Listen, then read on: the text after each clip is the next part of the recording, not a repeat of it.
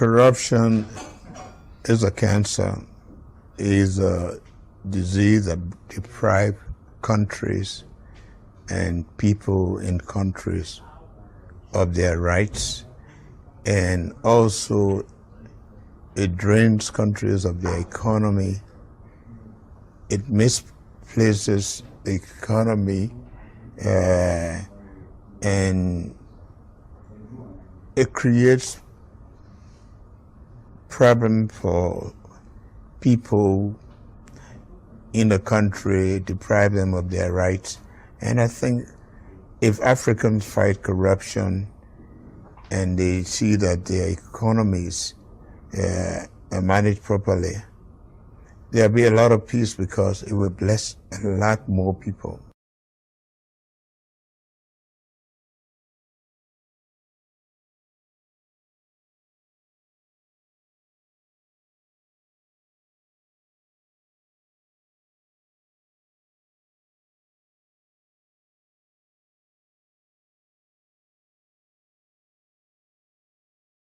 Again, I'm still here on the project,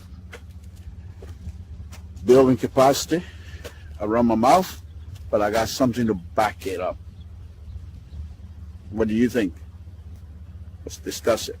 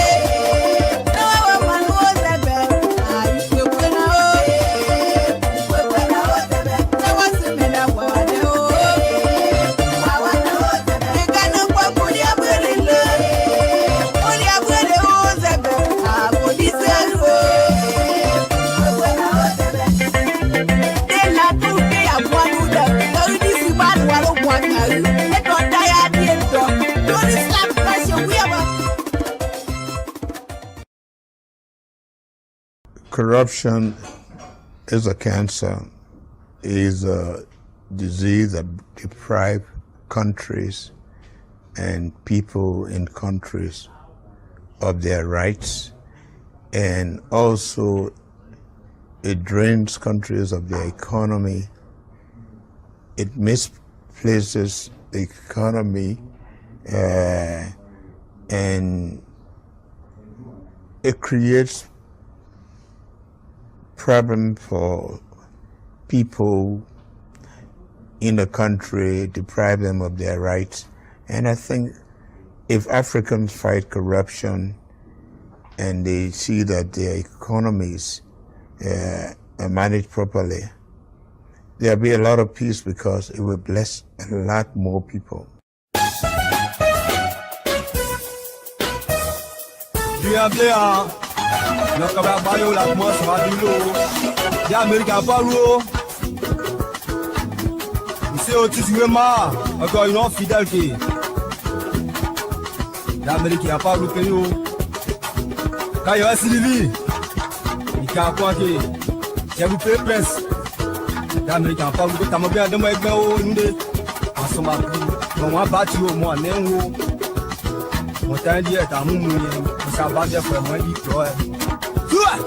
Abela lo kan yo. Ka go so duro. Hey. Awaye. Ati o lo a.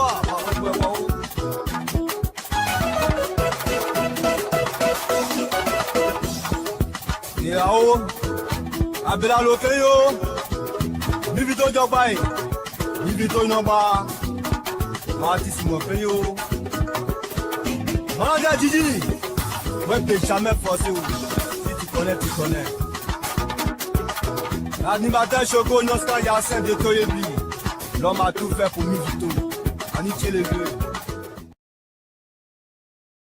Corruption is a cancer, is a disease that deprives countries and people in countries of their rights, and also it drains countries of their economy. It misplaces the economy, and it creates problem for people in the country, deprive them of their rights.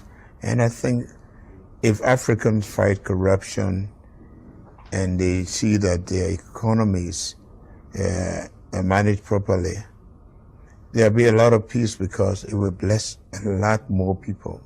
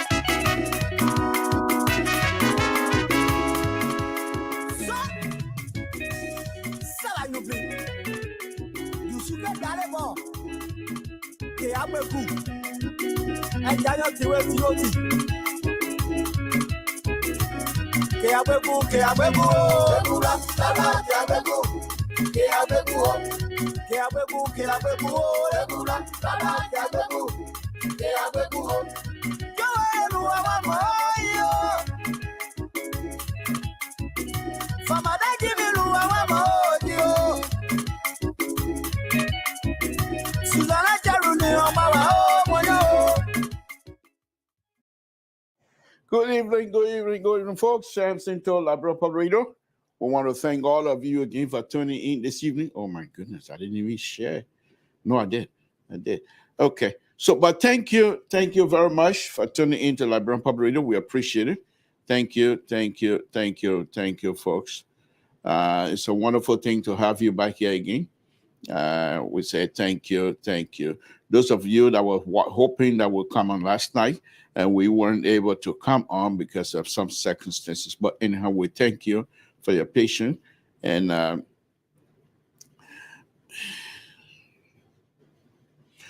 thank you very much. Again, folks, Samson to Liberia Public Radio. We're here again this evening. We want to have some wonderful discussion. Thank you, guys. Thank you. So one thing here, God is just wonderful to some of us. We're just very, very happy.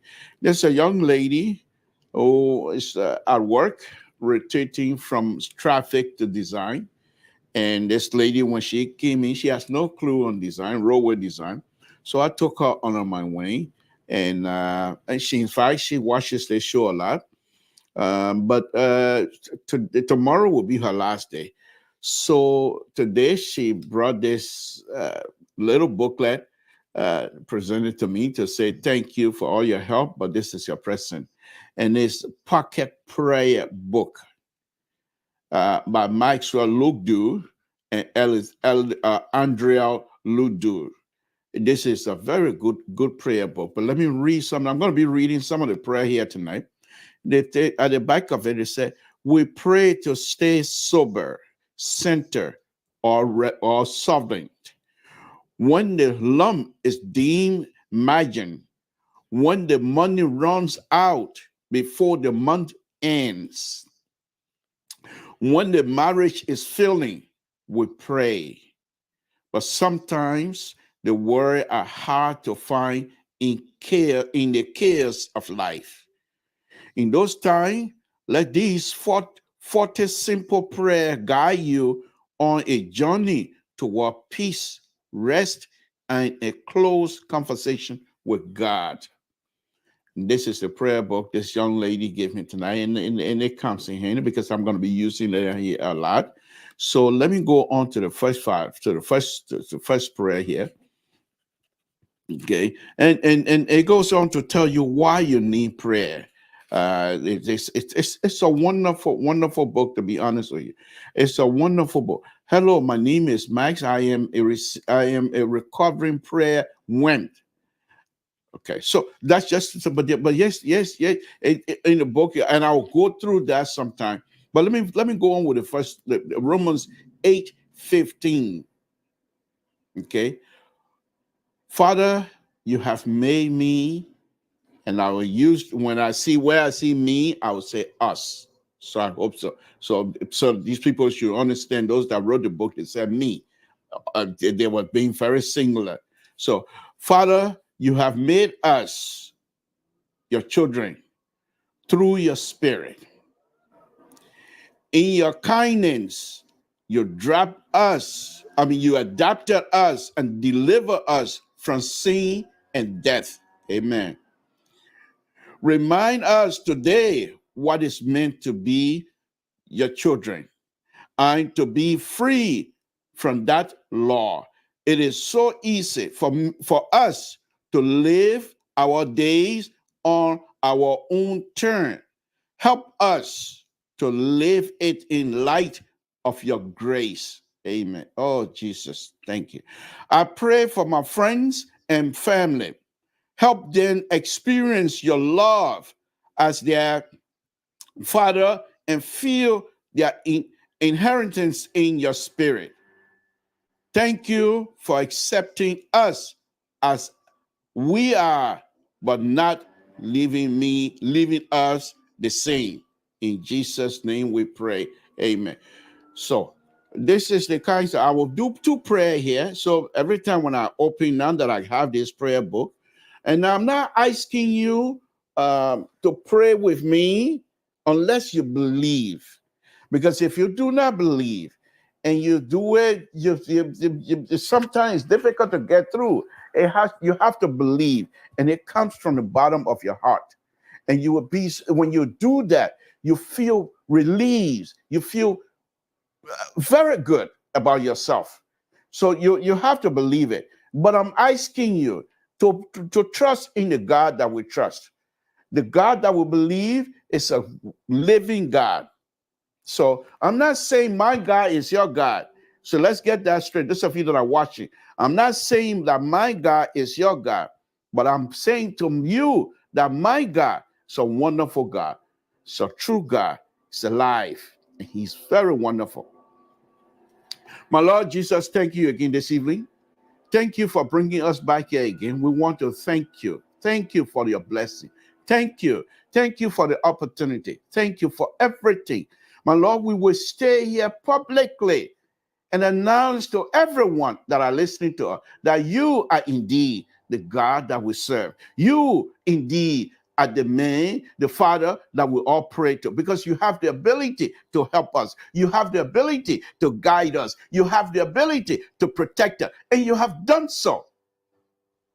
I can sit here tonight for the next 2-3 hours saying what you have done for me. I want to thank you.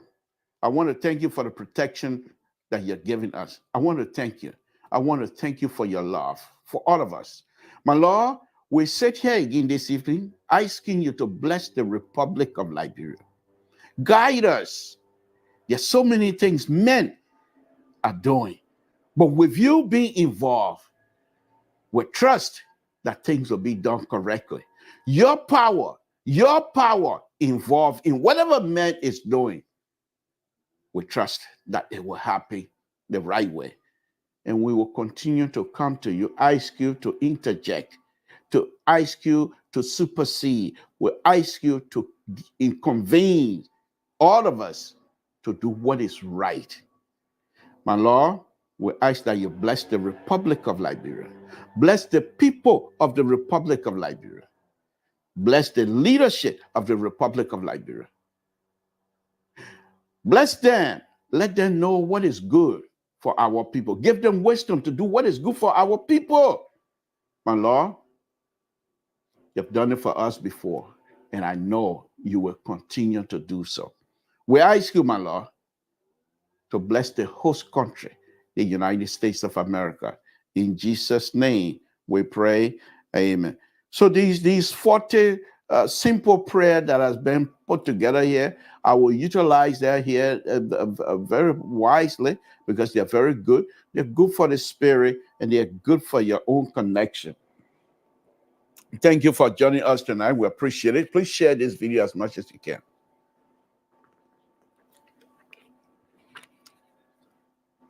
So, folks, tonight's program is going to be a little bit different. This is who I am, the liberal. I evolve. I things in the interest of the people. I speak for that. Anything that is not in the interest of the people, I speak against it. It doesn't matter who. However, we will criticize, but we will do so with responsibility, just like we did with the past government. We will criticize, but we will do so with respect, because these are our own brothers and sisters. It is not an easy task to have 5-something million and someone put their hands up and say, I want to lead. That person must be respected. Whatever it is, we have to disagree, but we must do so with respect and responsibility. Because it's down on us. It is on us. It's on us. Those of you who are going to criticize, that we do it with respect. Not just come out because you're going to criticize and therefore you use any language that you think is suitable for you. However, you don't want that same language to be used on you or anyone else that you love or anyone else that you support. We don't do that. We will use the language that we will use on ourselves and use it on anyone that we support. And that's why we say we will criticize with responsibility. We will criticize with respect. We're not afraid. That's life. We're not afraid. I'm from Toll Town. For Christ's sake, why do I need to be afraid of? I'm from Toll Town. I'm from Toll Town. The village of the village of the village of Toll Town. That's where I was born. Why do you think I'm going to be afraid? Afraid of who? Afraid of who? Man, your man made me to say something here tonight, man. Welcome. So we will do so. We've been on this platform here being ridiculous sometimes, and I will admit that certain time I will go beyond. People say, but who is liberal? We don't know you anymore. You're one way. This, yes, that's what makes me liberal. But I think why other people will come out here, like my sister Esther will come out here and say the liberal is giving me headache tonight. Want Mr. So to take over the show, which is okay. Madam So, Orita So, sister, good evening. Thank you for joining us. Aziru, thank you for joining us. Trucking, thank you for joining us. We appreciate it, folks. Thank you very much. We appreciate all of you. But the issue for me is this. It's not my intention to give people headache. We ourselves have decided to respect people. President Baka was elected, and he made it clear that in 100 days, there will be some tangible, deliverable. I don't know what that means, but I'm just saying it. And so we're waiting. In the meantime, we will speak sense. In our criticism, we will try to make sense. This is what we're going to be doing.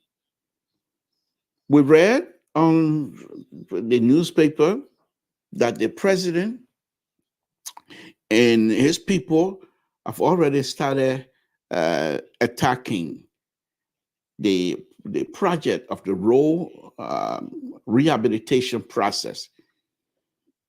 Now, what you have to know, because I'm in the road business, so I do know, many of these roads that are being rehabilitated are roads that are already scheduled to be refurbished. Okay? And you can say, well, refurbished, rehabilitated, they're the same. Okay. I'm just using my own total way. They come in, let me speak the Liberian English. What the president's saying now, what they want to do. The road then that they're working on, the road they already scheduled to work on it to make it better, 100% better. But the president and his people are saying, we're going to come, while the main group that are going to make it better will come in, we'll try to bring it to 75% better. That means all of the potholes that car getting stuck in, we'll try to fix the area. The other area that doesn't need any kinds of fixing, we're not going to concentrate on that much. And the president and his people already started that. Okay? So they're doing that already. All right. So those are the tangible. Madam Freeman, good evening to you as well. Thank you for joining us. We appreciate it, madam. Anyhow, so folks, again, Samson told LeBron, I'm here to run my mouth. Total mouth. That I'm Moria mouth coming right now. Because Moria mouth, that's so fun, real mouth. Total mouth, the cassava leaf, palm butter, snail. Oh, did I call snail? Oh, I wish I was in total right now. Snail, how do you call it? Dry meat.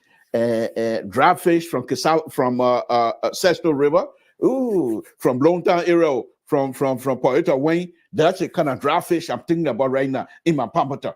Oh, let me stop before people start going hungry and falling off here tonight. Samson. So anyhow, this government come in. Everything that I'm going to be saying here tonight, from my own perspective, my opinion, I'm entitled to it. I'm here to make friends. I'm here. Let me tell you right now.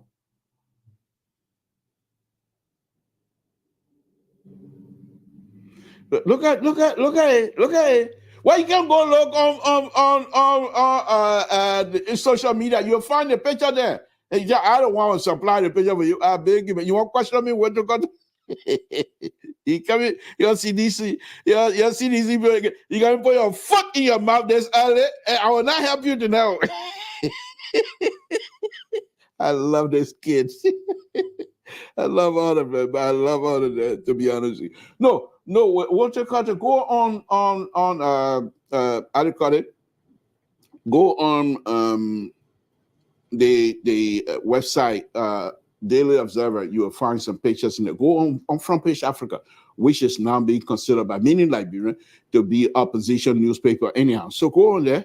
Go there, you'll see it. Article from Front Page Africa is now calling themselves independent, just like the few people who now call here, they call themselves independent on the network, but we know they are not independent. So, but we'll not call their name right now. So water culture, please go out there. You'll be able to see it. But no, let me go back to the issue here. From my own understanding of a government, specifically the executive branch, have so many entities,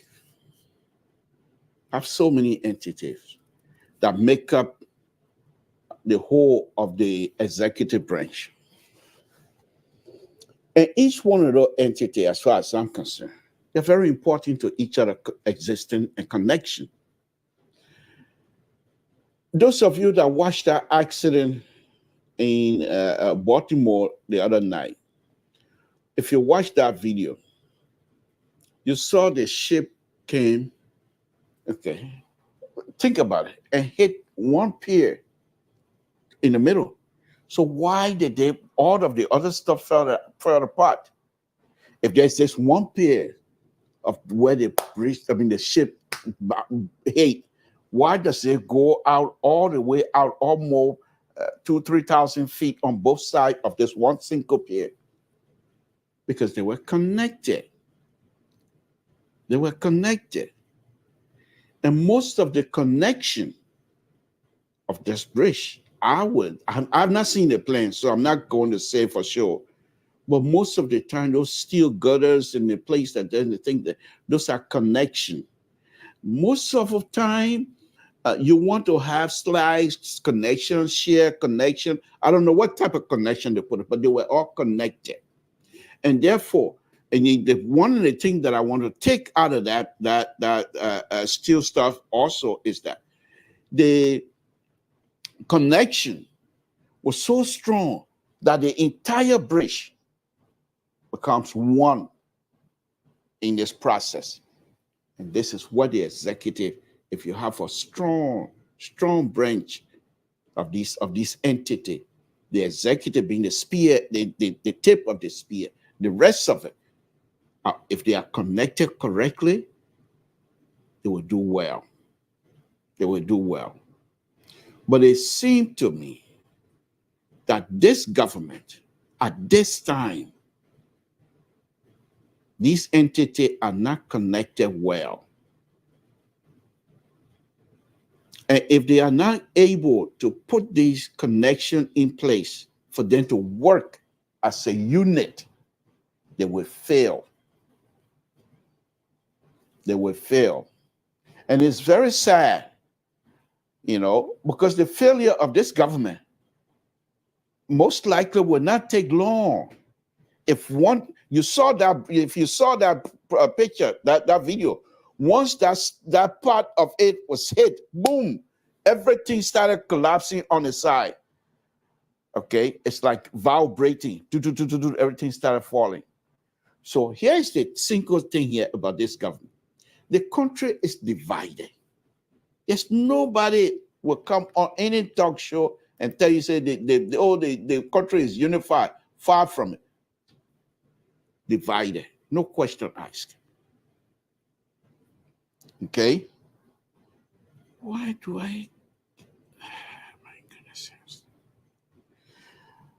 Okay? So the country is divided. We know that.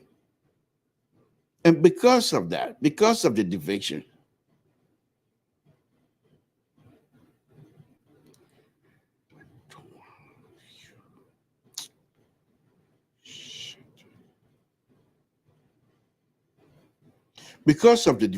that we all know about, okay? So let's go. I'm trying to find something here, folks. Just bear with me. Just bear with me.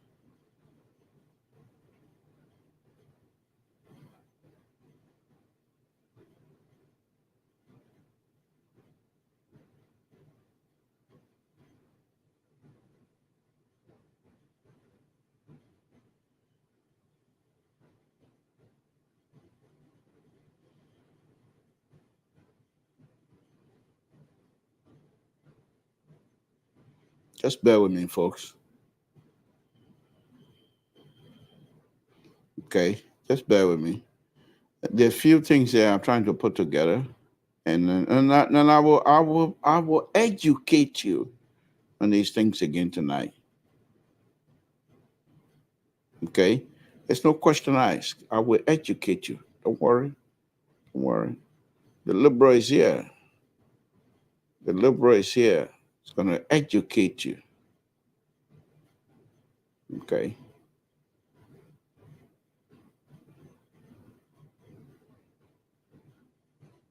Okay. So let me say this again. All right. So, all right. So I'm sorry about the waste of time there, but I had to take care of a few things here. Okay. So this is the liberal. Like I said, I appreciate you guys much, but we're not here for friendship business. If you want to leave the liberal, so be it. But thank you for staying with us. We appreciate it. So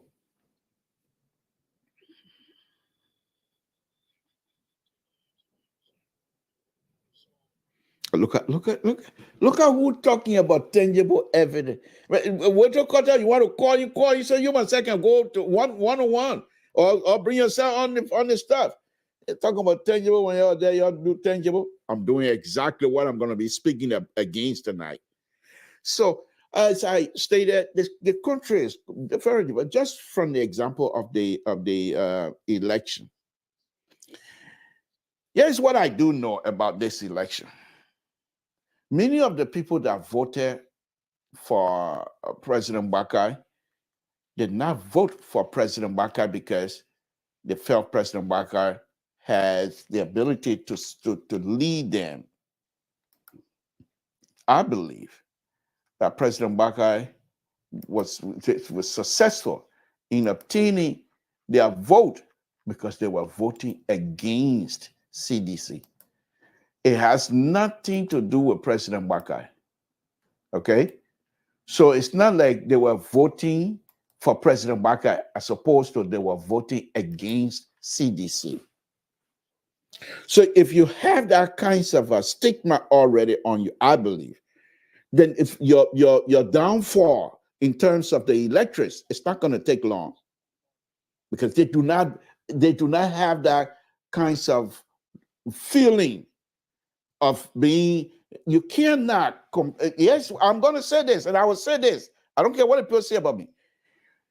The feeling for for President Weah during the election, it's not the same feeling from the Liberians. It's not the same feeling they have for President Bakai.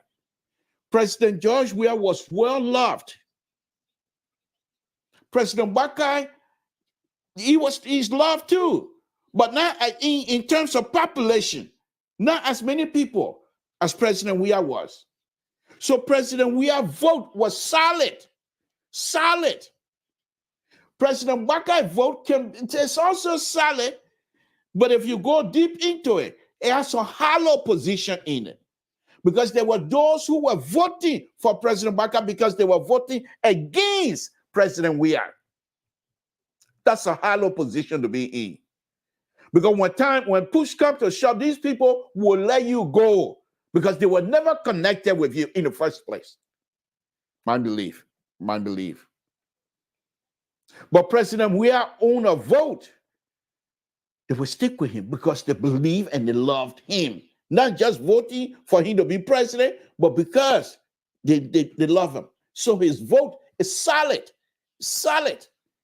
President Bakai's vote, yeah, there are some that were solid, but most of them, there's some sort of a hollow position because they were voting against President Weah and not for President Bakai, I believe. And so those are the kinds of stuff you have to understand if you are operating in President Bakai's leadership, if you are operating in President Bakai's government. You cannot and you must not come in as though you're running campaign anymore.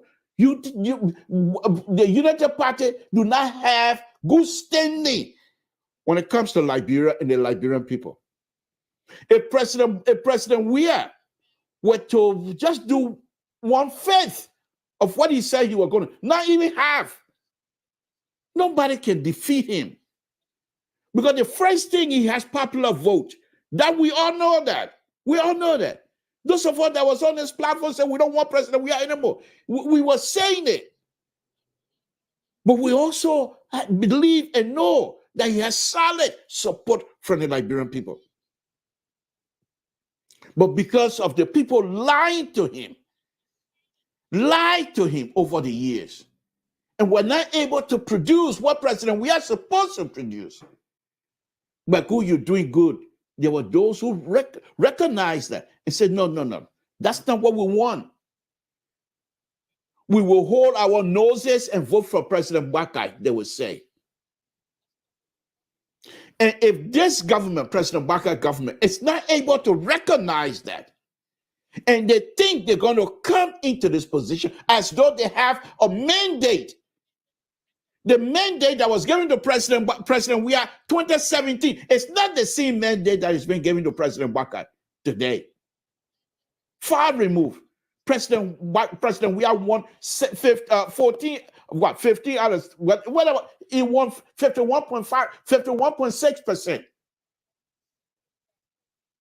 Not in this situation. And I'm saying to President Bakai and his people, recognize this and unify the country. If you don't recognize this and allow these troublemakers, I will consider them, to push you around, these young people who are coming in being vindictive, and you allow them to push your government in a direction, you will not succeed.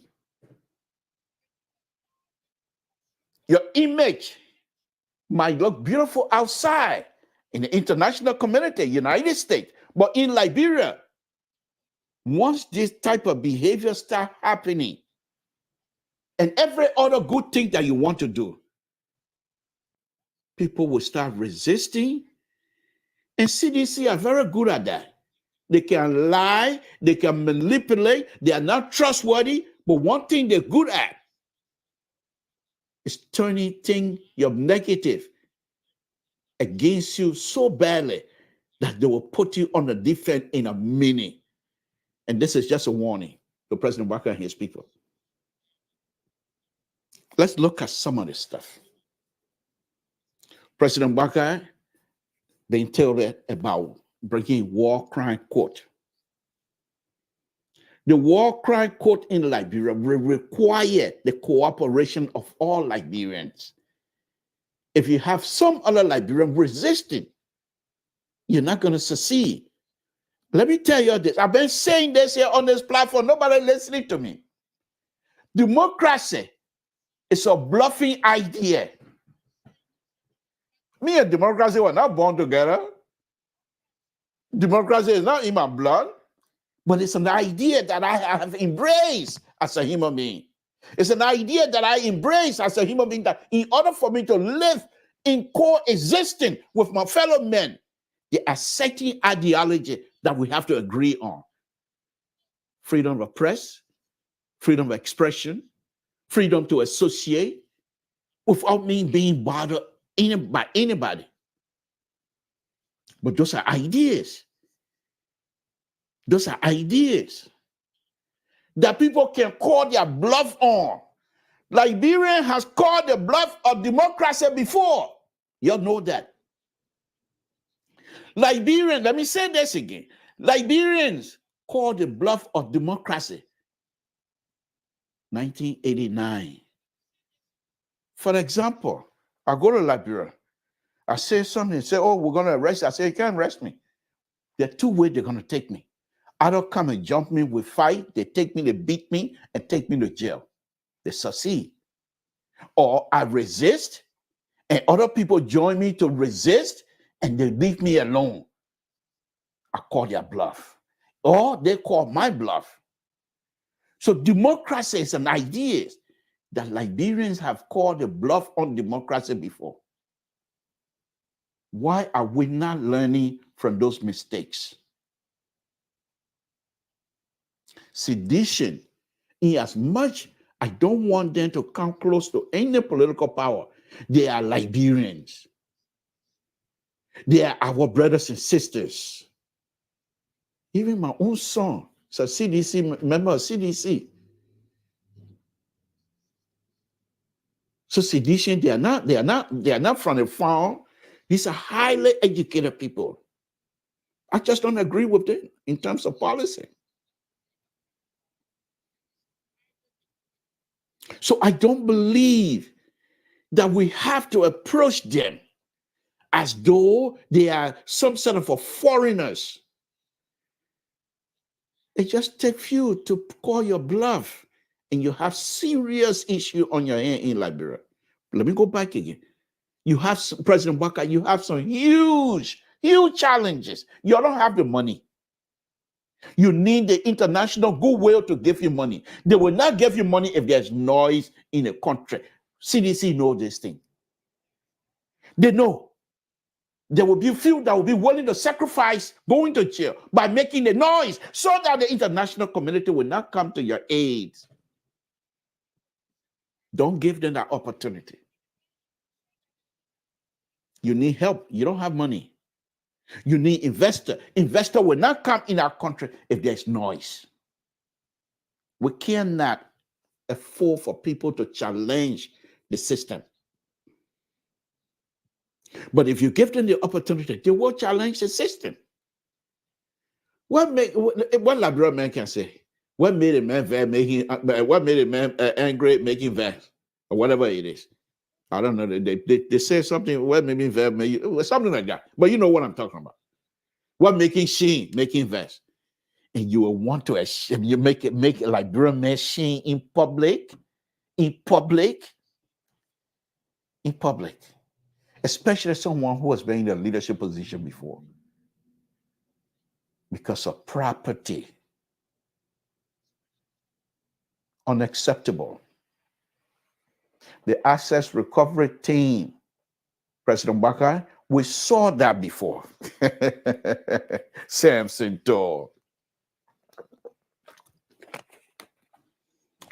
During the COVID time in Liberia, the COVID that people were supposed to observe, the COVID, but the way the security apparatus introduced themselves in enforcing the COVID law was so bad that those who were supposed to be, those are the things that brought this whole issue with the CDC going down today.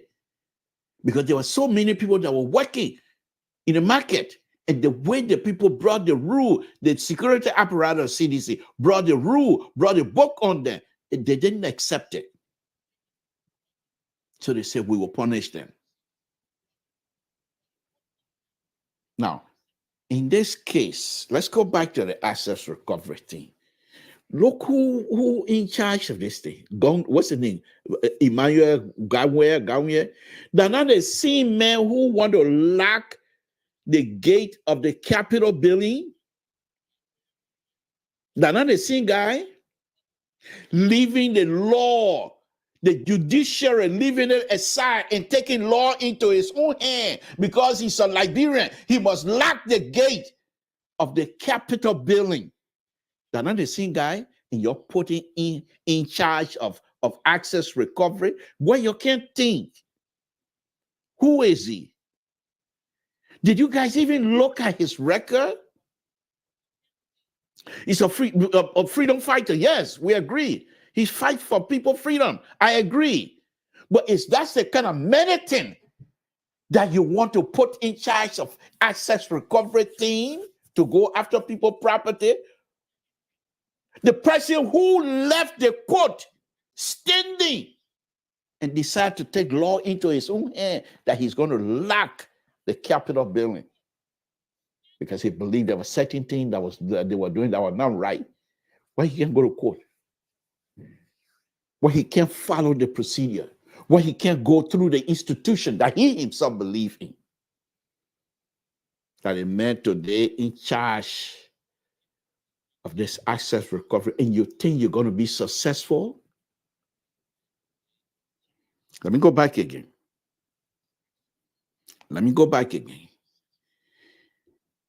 The bridge that fell over there in and I'm an engineer, railway engineer.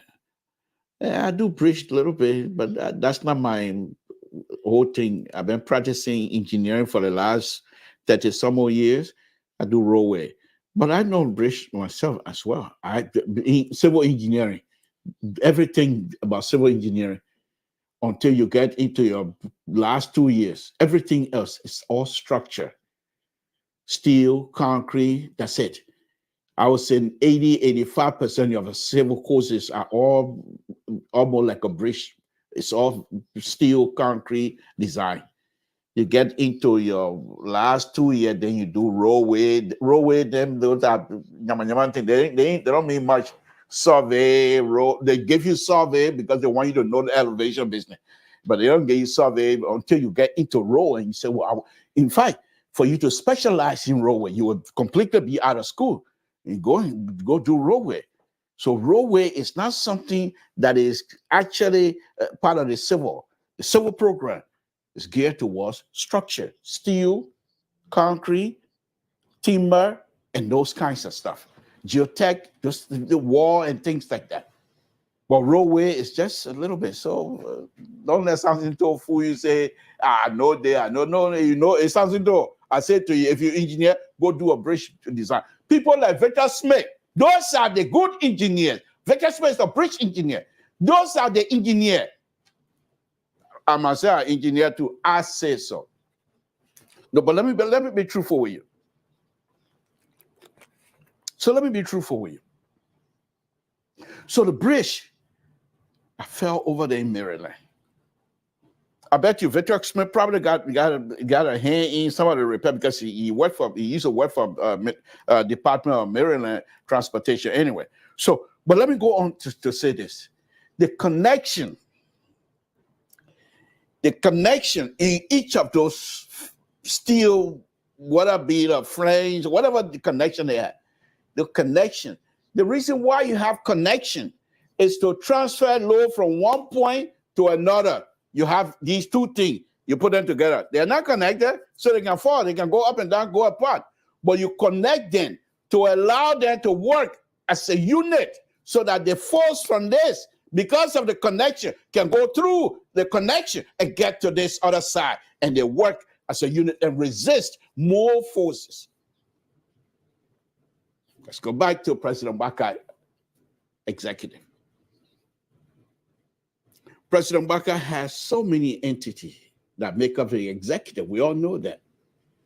But if those forces are not cooperating with one another, if they are not involved in carrying out policy that will benefit Liberia, you will fail miserably. CDC, even, but I know CDC, they left putting their foot in their mouth. They want, even if they stay out, as long as your entity that make up the executive, they continue to fight against one another.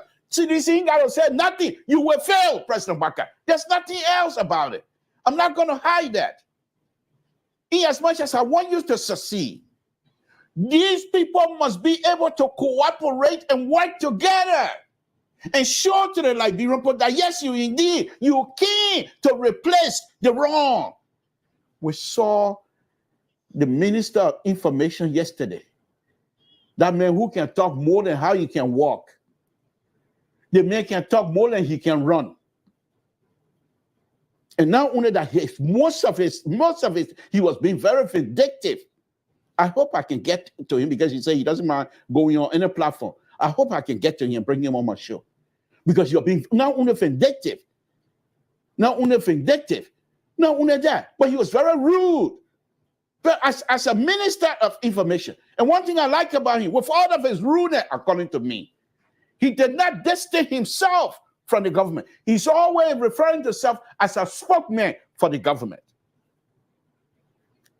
He gave an example when they brought about the incident about Patrick Suruka. Yeah, the people did the same thing here. They were doing it a good data and not good. What are you telling me?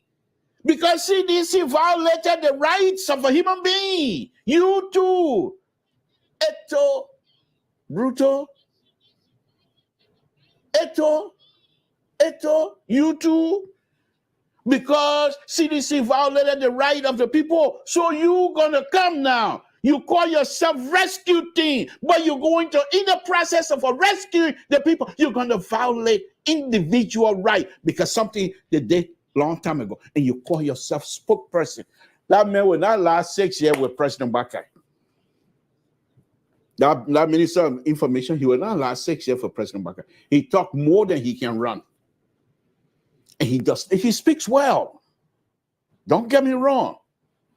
Speaking well is not the same as talking with logic. When you're speaking for the people, when you're speaking for the Republic of Liberia, where international community is watching you, your tone of voice, your choice of words have to be precise in the interest of the people. You don't bring your own post. They did this to me, and you say you're speaking for the government. They did this to you. Are you government now that the people did it to?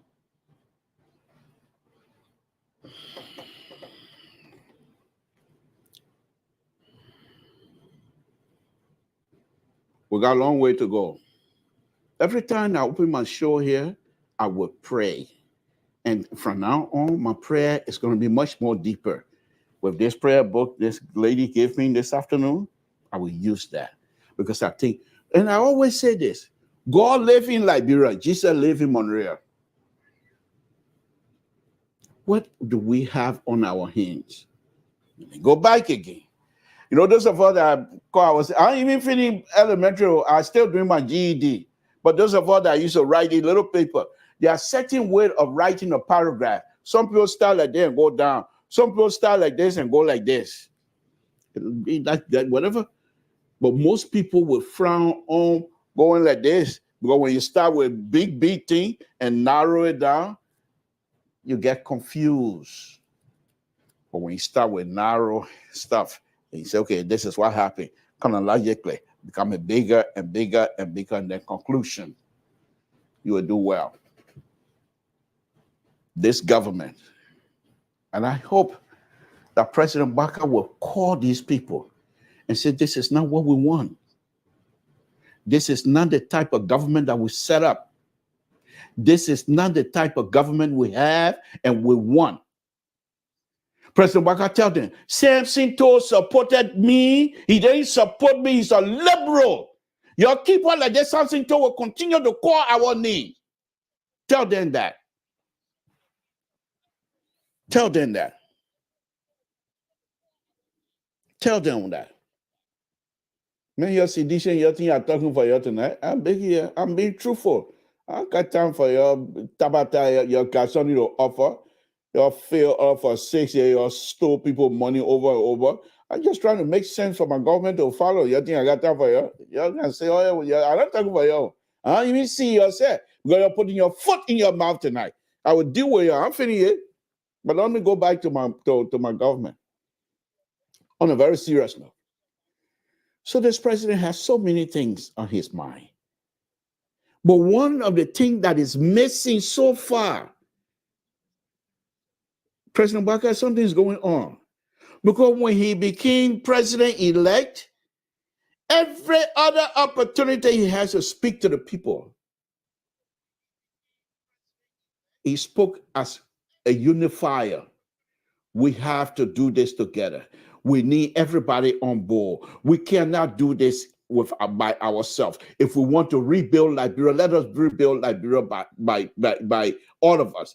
Let me show you what President Bakar told us about corruption. Let's go. And then I would frame that and see how successful he's going to be in trying to implement what he's telling us here tonight. Let's listen.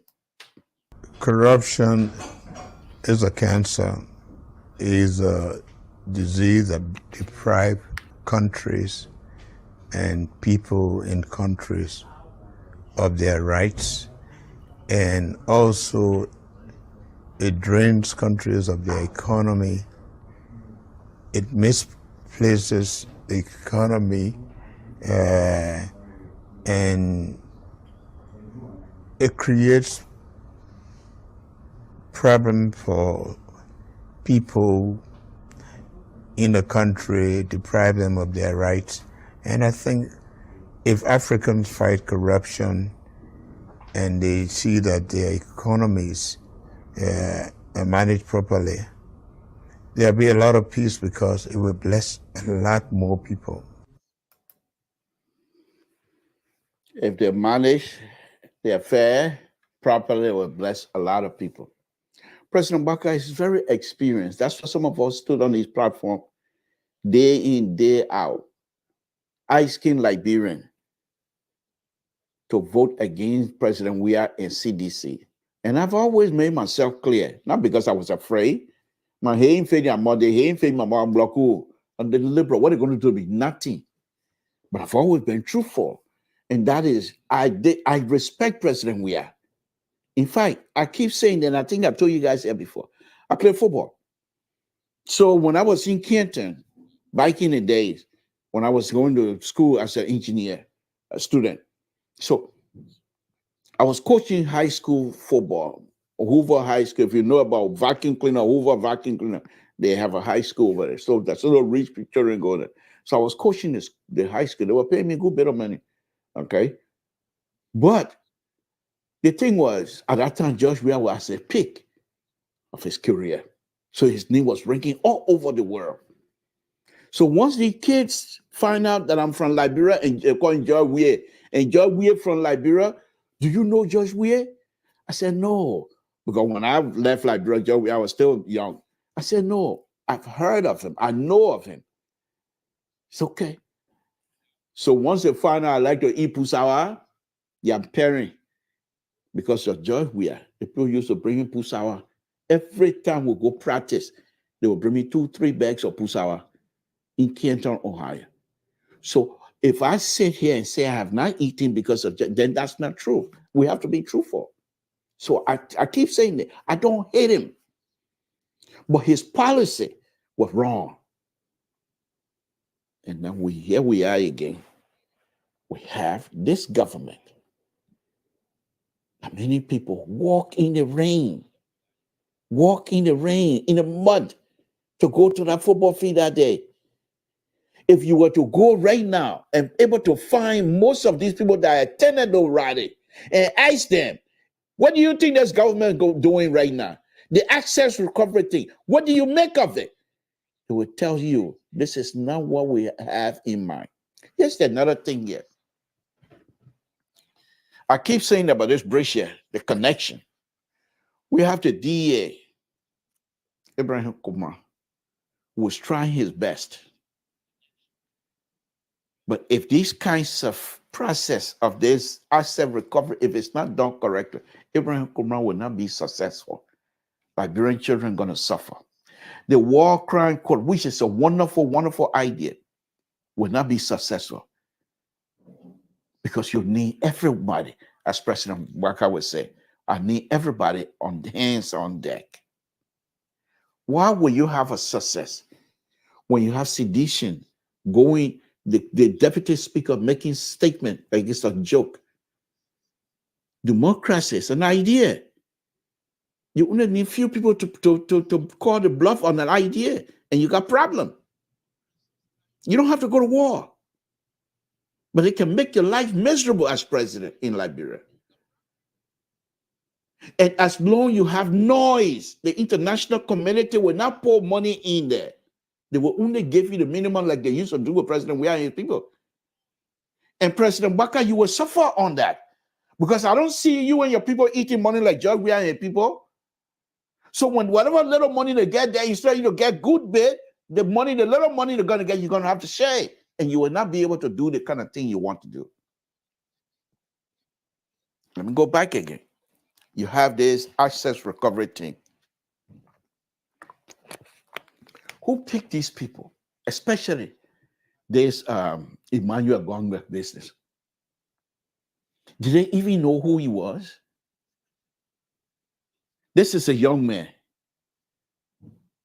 that single-handedly wanted to lock the door of the lawmakers, our people who, and he said he's a freedom fighter, but the people that were elected by the same people he advocating for, those were the same people that elected. He said, you want to lock the door. If you lock the door, that those people that were elected by the same people you advocating, are you there? Who are you? You call yourself freedom fighter. When we had the opportunity here on the show, I questioned him about that. But this is the man they put in the article. Let me read something to you here, what he said. And you can find this on my daughter getting ready to go to college, my people, all the university, because she's so good, all the university in the play are writing me and said, they've just formed my inbox. Look, let me tell you, I come and send my daughter to Total to go to Total University. They might not be writing me, man, what wrong with you, sir? No, but on a very serious note, listen to what he said. Listen to what he said. Told the reporter that the team is carrying out an investigation on some property that were bought or acquired using stolen money from government. Listen to this again. Listen to the language that is used here by this man. The recovery team told Emmanuel Gangwai, I don't know his last name, sorry if I'm not pronouncing it, member of the Assets Recovery team, told the reporter that the team is carrying out an investigation, they don't say but it's an investigation on some property that were bought, investigation, but they were bought, investigation, no investigation that has not yet been concluded, but he's giving us conclusion in the process.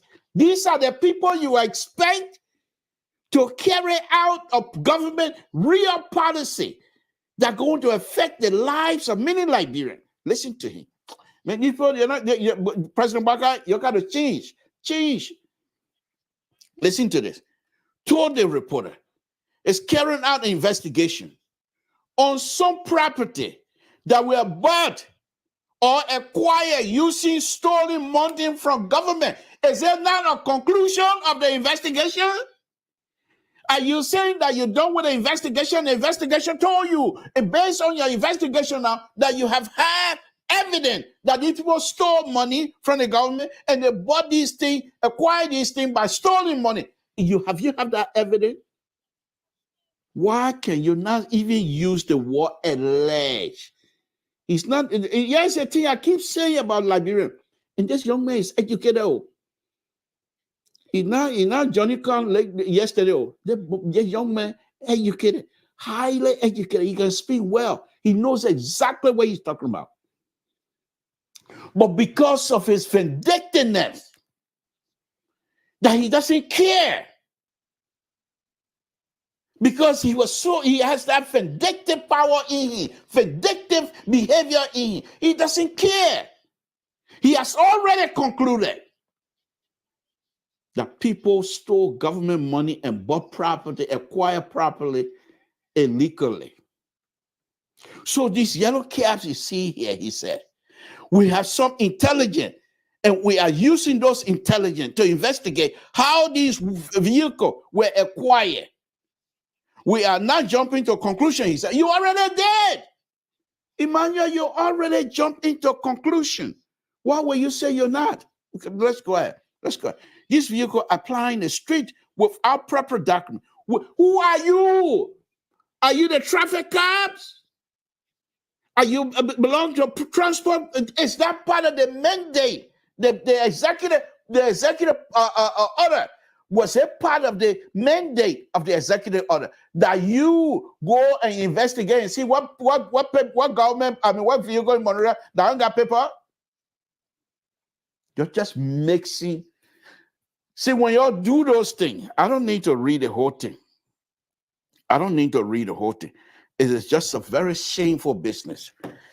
Because these are the people, those of us that fought hard for this government to come to power. And I say fought hard because I used to be out here. People used to ridicule me, but it didn't matter to me because I knew President Baka has the ability and I knew he could rescue us.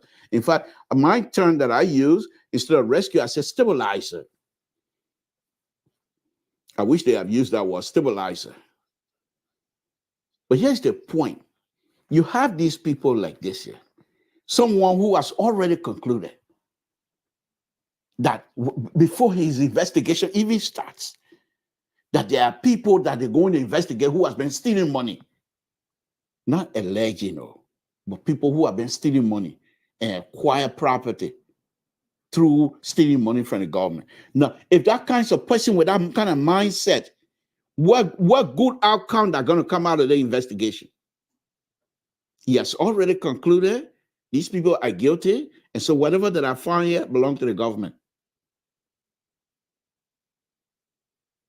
Okay. The court, if these people go to court, the court will throw your process out completely, and they will call you out as being arrogant, rude, and not somebody who is ready to abide by the rule and law of the Republic of Liberia. And there are those who are arguing. But they think belong to the government. So whenever government sees something, they seize it first, then they investigate. Where in Liberia, where in the world you will see somebody's property first, and then you say, I'm going to investigate? If the intelligence shows something, where is the court order? Then when other people will argue, what do you even need court? These people have demonstrated in the past that they're capable of stealing. So, no. This is what the Crown people say. This, and those of us that grew up in the village of Toll Town, there's a saying. They say when you go look for snail, when you go look for snail, you don't go when the sun hot, or you're not finding no snail. When it rained night before, early in the morning, you go, the snail then slice, all kind of. But you dare not see the snail underneath the leaf and say you're going to put your hand there. You're in trouble, because you never know what. So what do people say? They say your eyeball can see the snail, but you take a stick and uncover the snail to make sure that, yes, indeed, that's a snail before you put your hand on it. But the people have already concluded that's snail. You're thinking, man, that's snail. Is that how you're going to run this government? You will make us shame, embarrass all of us in the process. And here's another thing. That I can tell you right now that most likely gonna happen. People will stand and call your idea a bluff and call it a bluff. You'll go to court. And if you continue like this, you're gonna need help from Liberians. You can't, President Baka, you can't run this thing by yourself. There's so many challenges in our country. There's so many challenges in our country for you to start this early, this bad. An executive order, I haven't seen that executive order. I'm not too sure if that executive order includes going to the court to get papers for you to clearly identify what you're looking for from the individual. It's just like Texas, right now, the court put a whole on Texas law. They passed a law in Texas that the Texas police, law enforcement, when they see somebody, they think is illegal, they might arrest them. How you know whether something to illegal or non-legal?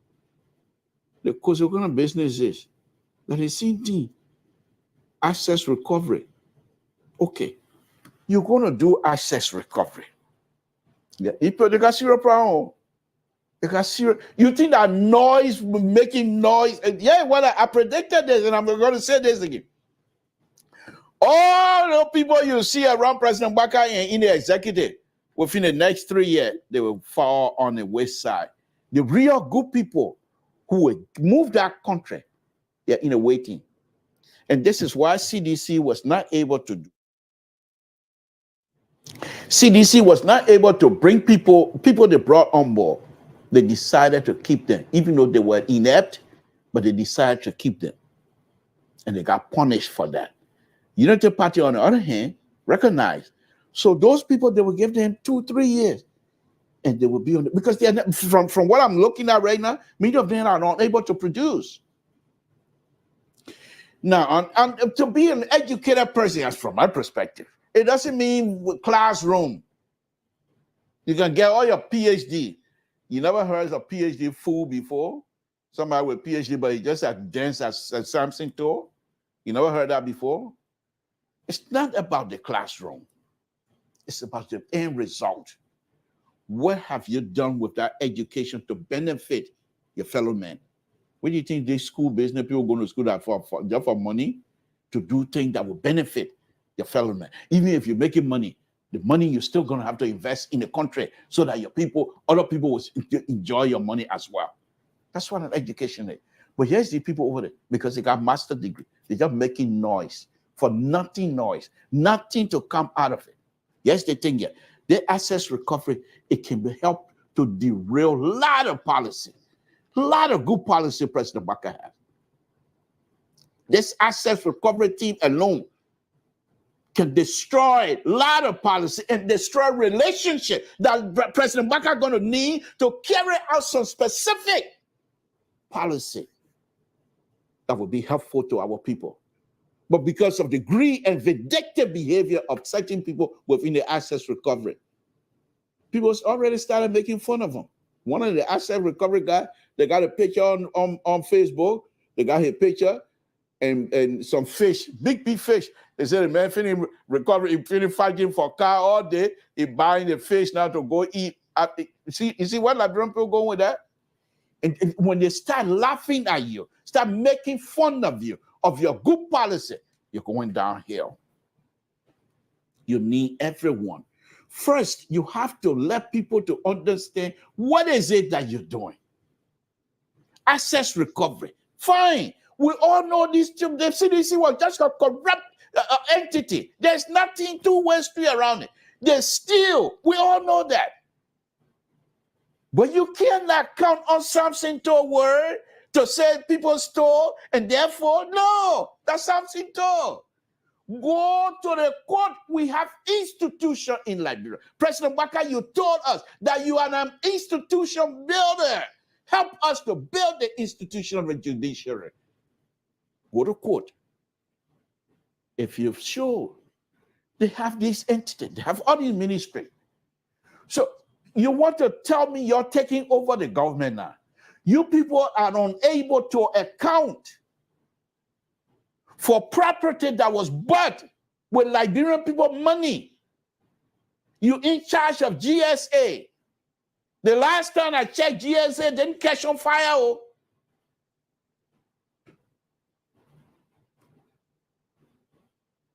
Then people say, but Samson, CDC and his people, they start hiding these vehicles. They start hiding property. They start taking property from the office and things like that. I agree. But we must not and should not follow the bad behavior of CDC and try to repeat the same thing, because then we are no better than CDC. Then there's no reason to kick CDC out of power. If we're going to behave the way they behave, then what's the point? What's the essence of having Liberia? Oh, you just want because you want power? Unacceptable. Unacceptable. This whole idea of this access recovery thing. Folks, if we're not careful, the access recovery thing going to derail most of the good policy that we know the president has, and he has the ability to carry out the policy to benefit our people. We will be the victim. I'm going to bring up something here very quickly. President Baka hopefully will not repeat similar stuff with the CPP under his watch that was destroyed massively. Liberia has so many hopes and aspirations on that CPP business. And because of infighting, people, the unit that's supposed to be holding together, started fighting against each other. The CPP went apart. We were blessed by God that the Unity Party was able to win the election. But because of people disillusion, these people have no trust in any entity that comes out of CPP. You have this government won the election by the thick of the skin. Just small little margin. And we were blessed to have the like of Flanti Kofa, my understanding, who was able to convince the president to concede before the last vote was cast. If it wasn't for that, President Weah said, no, I want rerun. I want recount. Do we have the money to go recount? Look at the kind of margin of victory. You have the money to pay people to do recount all over the county. Can you imagine doing a recount and having all of these talents, people bringing their own talent, there's not confusion there? And if God help you for the president to concede, which many sedition, I'm not able to forgive him up to this point, you're not using that opportunity to rein in these vindictive people. You're not using that opportunity to unify the country first and show to Liberia how the process, the abuse of power on a CDC, explain to the Liberian, make it explicit. And you have so many evidence. You have so many points you can show. You look at this other one. You're in government, nothing in secret. In fact, there's an auditing process being requested by I think it's GSA, asking the auditing general to audit the 113 entity, or I believe under the executive. That's the good start. But with their assets recovery, you think even your auditing process, people are going to accept it to be fair? Why you can't think? Why you can't think? Because you want to hurry up. Hurry to go where? Hurry to go where? You got 100-day delivery. Okay, I understand that. But assets recovery is not part of the delivery process. I don't think so. I don't think so. Assets recovery thing, yes, you have to. Because those things, some of them believe that those people, but that don't take it for my word. If you think something, you're running a government. You're not running a banana republic. You're running a government. And if you think someone has done something that is illegal, go and get the cover that you need from the judiciary. So even if there is noise coming later, the international community says that's just the executive. Look at the judiciary. They're giving you cover. But you're not even going that route. You have Emmanuel Conway seizing people thing because executive order. And these people will not cooperate with you. They will make noise. Look at this one car from Patrick Sulu. See how much time I'm spending on it here tonight? I have not even talked about the war crime court that you brought in that's supposed to help Liberians. How the Chris Smith stuff, we're not even talking about it. You see how this thing, if you don't do it well, you see how it slows you down? Some of us are supposed to be out here to be talking by this time, having some policy that you and your people are put in place. We're going to be out here to talk about it. But we're spending time to talk about Tabata that have nothing to do with government upliftment of the Liberian people. We're wasting our time because you brought in people who are vindictive. You brought in people who have no clue how to bring the country together. You need to unify the country. And if the country is unified behind you, they will let you to go with these kinds of process. But you have people already accusing this government of witch hunting. And the people who are saying that they're big noise makers as well. So what am I going to say? Do I say no? I can't. I won't be successful if I say no. So that's the point. That's the point. We can't have this government to come into power, this wonderful government, that we know that President Baka has the ability, that have the ability to do this thing, to do good job. President Baka, I'm sorry to tell you, my father, we all love you, and you are a decent person. But if people put you in a bubble this time around, we will force you out of that bubble. We will force you on the platform. We will force you out of that bubble. We will be tossing you around I want you. No, I want him. No, I want him. No, we will force you out of that bubble. We will not allow just few people to continue to dominate the functionalities of this government. To few people just to continue to dominate in the wrong way now, in the wrong way. But because they want to succeed, so their interest will be successful. They will do all they can to derail good policy, war crime court, economic and war crime court coming to establishment to help people to understand what happened in our honor your watch. For you, the president, at this age, somebody who was set under the palaver hut and say what happened for all Liberian, young Liberian, all Liberian, middle Liberian, to understand what happened to them. What happened? Honor your watch for people to come and explain themselves. You have the assets recovery thing getting ready to derail that. I call it Kromah.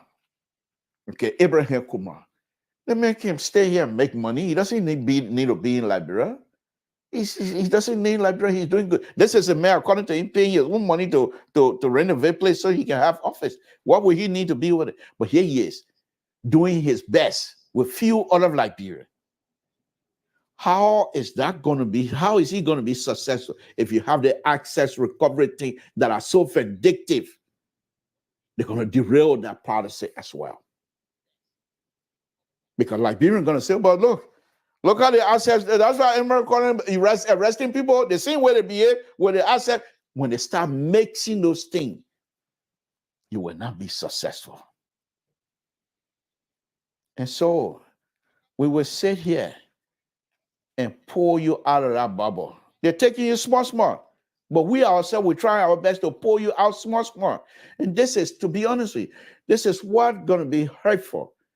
If this young man, Stanton Witherspoon, was to leave the stage, it's going to hurt us. It's going to hurt us big time. And that's because that has always been my worry. And that has always been my worry. I don't like many of the things he does on his show, but that's his show. Well, if he leaves on that show, because many Liberians gravitate toward that show, many of the politicians are eager to go on that show. Even the guy insulted, they will not come to Liberian Public Radio because they know when they come here, we'll be fair with them and will not insult them, will not degrade them, but many of them will not come out here, which is okay with me. But I'm just saying, if Stanton Witherspoon is not able to serve the position he's in right now, we're going to hurt. By the time he comes back, they would have already put him there. But I would do my best. I don't have to bring in any government official on the show. I would do my best to stay here on this platform. I would do it with respect. I would do it with responsibility, but I'll be truthful. When the time comes, like I did night before, when the time comes for me to stand on ground and say, I don't want anybody talking about my old man, I would do that, but I will have reason. Let me open the line, folks. Samson to Liberian Public Radio. We're going to go ahead and open the line. But I'm opening the line. See, this is your call. And you ain't talk truthful thing. You can't talk all kind of nyanyama thing. You see that? My battery is almost at 5. They're going down. You don't call for us to talk so that we'll move the country forward. Your call here and start talking about, Liberia, the president did, the president died, the president did. Then my battery will go dead on you quick. Y'all know me. I'm not here to take any prisoner. Y'all know me. So, folks, I'm going to open the line. Give us a call here so that we can have a true conversation. Samson to Liberian Public Radio. Yeah, here we go. Hold on now. And I'm ranking Breakable. Hold on. Breakable, hold on. Okay. Breakable, can you hear me? Hello. Hello, can you hear me? Hello. Yeah, can you hear me? I hear you. Okay. But don't talk Tabata. Talk something sensible here tonight. You talk Tabata, my battery will die on you. Go ahead. Yeah, thank you so much for the show. You know, I let me just praise you a little bit for being real. And I'm not surprised. Time coming out, everybody will come to themselves. Those are talk that the president was better for Liberia. They will come to themselves. It's just a matter of time. Look, this when you say you watched what happened on our street yesterday, it was so embarrassing. And the embarrassing part was those people that voted for the president, like the same way campaign for him. Someone now campaign for him. One of the guys that campaign for him posted on a Facebook page and started getting mad with the people. The guy that campaigned and talked enough for the president his car was seized. The main car was seized yesterday, and not even wearing government. The main car was seized because they saw a car, a little new, is a government car. And now that what happened. Even some of the people they fired from the job, they happened to them too.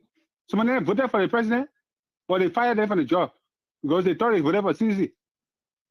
And this is what happened. The people keep in power with grudge. They not come for leadership. When I listened to the information minister on Small FM yesterday, yeah, I wonder, I say, wow. You can see the vendetta in it. The voice change to the extent.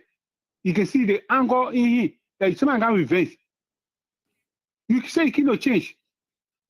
And you defend it wrong. You cannot change. You even doing it worse. And things don't funny. The almost the only person in Liberia history I get more advisor. They may get all the ministry advisor. They may get advisor for internal affairs, advisor for forestry, advisor for agriculture, advisor for youth sport, advisor for everything. You get advisor for everybody. But still, it's still finding difficult.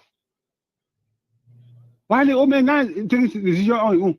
Look, when you are a leader, without year that tell a man going government, I think by now, you should attest them because you know Liberia history. Think what you just admitted to the fact that the president won the election on a landslide, little bit, a little slap. Come on, district. Representative win 10,000 and money one way. You talk about presidency, you talk about district presidency. I think that you keep going. You still you looking at people like government to be on the street taking people car. I don't even know. Look, man, I pray that God will be the president advisor too. To be the internet advisor. I think when internet advisor, you'll be talking to him.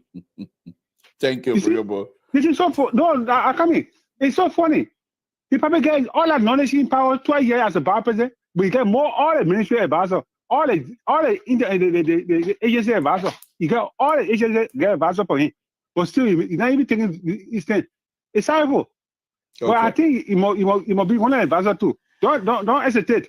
Continue to talking. Don't even man. Look, it is horrible, baby. And I'm for that, baby. What happened now? It's looking like we're going somewhere different. Thank you for the show. Thank you.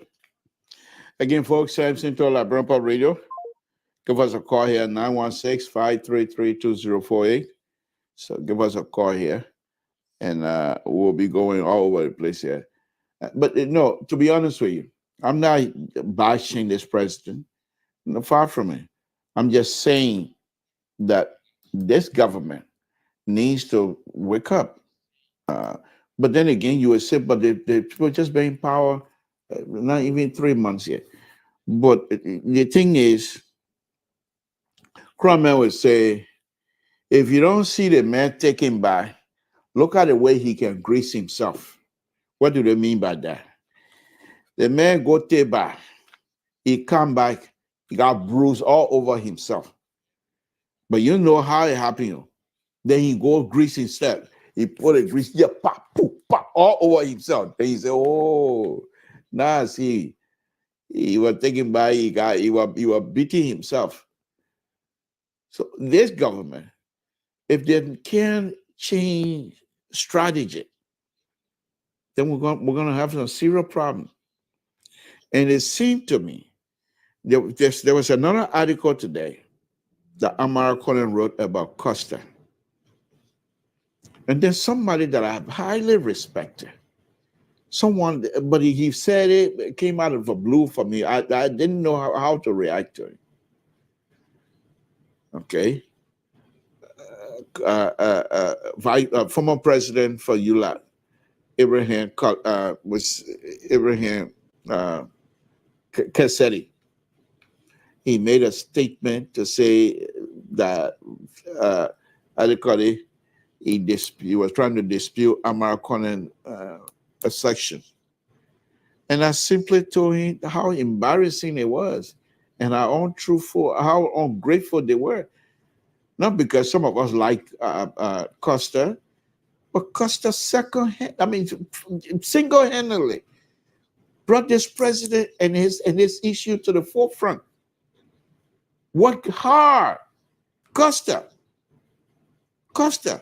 even worked harder than Abraham Cassady. And now you're going to say something when Amar Conner trying to say how much this young man, how much work he did. Instead of if you don't have anything to say, don't say anything. But don't come in public. When some of us were here, we watch it. We used to turn into Costa every day, pretty much. I don't know what happened, why he turned the way he did, but that does not negate the fact that he worked. So even if he was unable to finish it, give him some credit for Christ's sake. But those are the kinds of people that are around President Bakai that are not trustworthy. Their trustful behavior is way down the drain. And because of that, I try to suspect that because their inability to be truthful, it's also going to come to this president. It's going to hurt all of us. Okay. So again, for you to do what is right, you're going to have to be truthful. You can't just sit down and take. You can't just sit down and say, oh, okay, well, this is this, so that's that. No, you have to be truthful. You have to be honest with yourself and be honest with your friend human being. You can't just get up and say, oh, this is what it is, and so that's what I believe, that's what it is. No. Most of the time, things you see might not be the case. Okay? Things you see might not be the case. Okay? So that doesn't mean that because you say so. Think about it. Think about what you're saying. Okay? You can't just get it and say, okay, because I think so, therefore it is what I think it is. No. Perception sometimes is bad. Okay? Sometimes perception is not what you think it is. I remember when I used to be the most radical. So when we go to the ULAB meeting or the organization meeting, oh, that's something too. The man who can look in the sky say, how you know the sky is not red? Because this is how I used to argue. It used to be ridiculous, but I used to say that. If I say the sky red, who are you to tell me that the sky not red? Samson to Brother Collins, good evening. Thank you for joining us. Go ahead, make a point, my brother. Listen, how you doing, sir? Thank you. Thank you for joining us. Yeah, you see, Liberia, for it to change to be hard because we need radical approach to change the system. I agree. I was listening to you. You speak for procedure, like you're a liberal, a Democrat. You want to see people do the right thing by procedure. But unfortunately, Liberia is not a country of procedure. That is why you see men like Gongwe will try to lock the door of the, how you got to play, the legislator, because the reason these guys approach issues like this or Pato is because Liberia is not a place of law. Liberia is that if you want to get things done the right way, it will not work in Liberia. The asset recovery team has to be robust. Otherwise, everything that we're talking here will never be done. Because, President, we have powerful people still in government. In the judiciary, you got countrymen. Like one of the guys who talk against President Boka, nepotistic behavior. Dixon. Yeah. The guy is he from the southeast. Yeah. But I said Dixon. Dixon. I think his name is Dixon. I know you're from Nukuta. Something and language taking up too. Yeah, you're from Nukuta. So all the time, President, we are half of the government with cool people. He didn't make no. Yeah, He no. didn't talk about that one. You see? So these are the people that are in government today. And let me tell you, that asset recovery, that are even the 10 new positions that all these people saw, these people campaigning for President Weah. They are the same people now that are telling President Bokar that it's wrong for him to remove these 10 positions, knowing that these people violated the law. But they're telling you that President Terry, whether you're on the phone or you're on here live, you're a member of LPR, we can go. I hope you have the time to engage.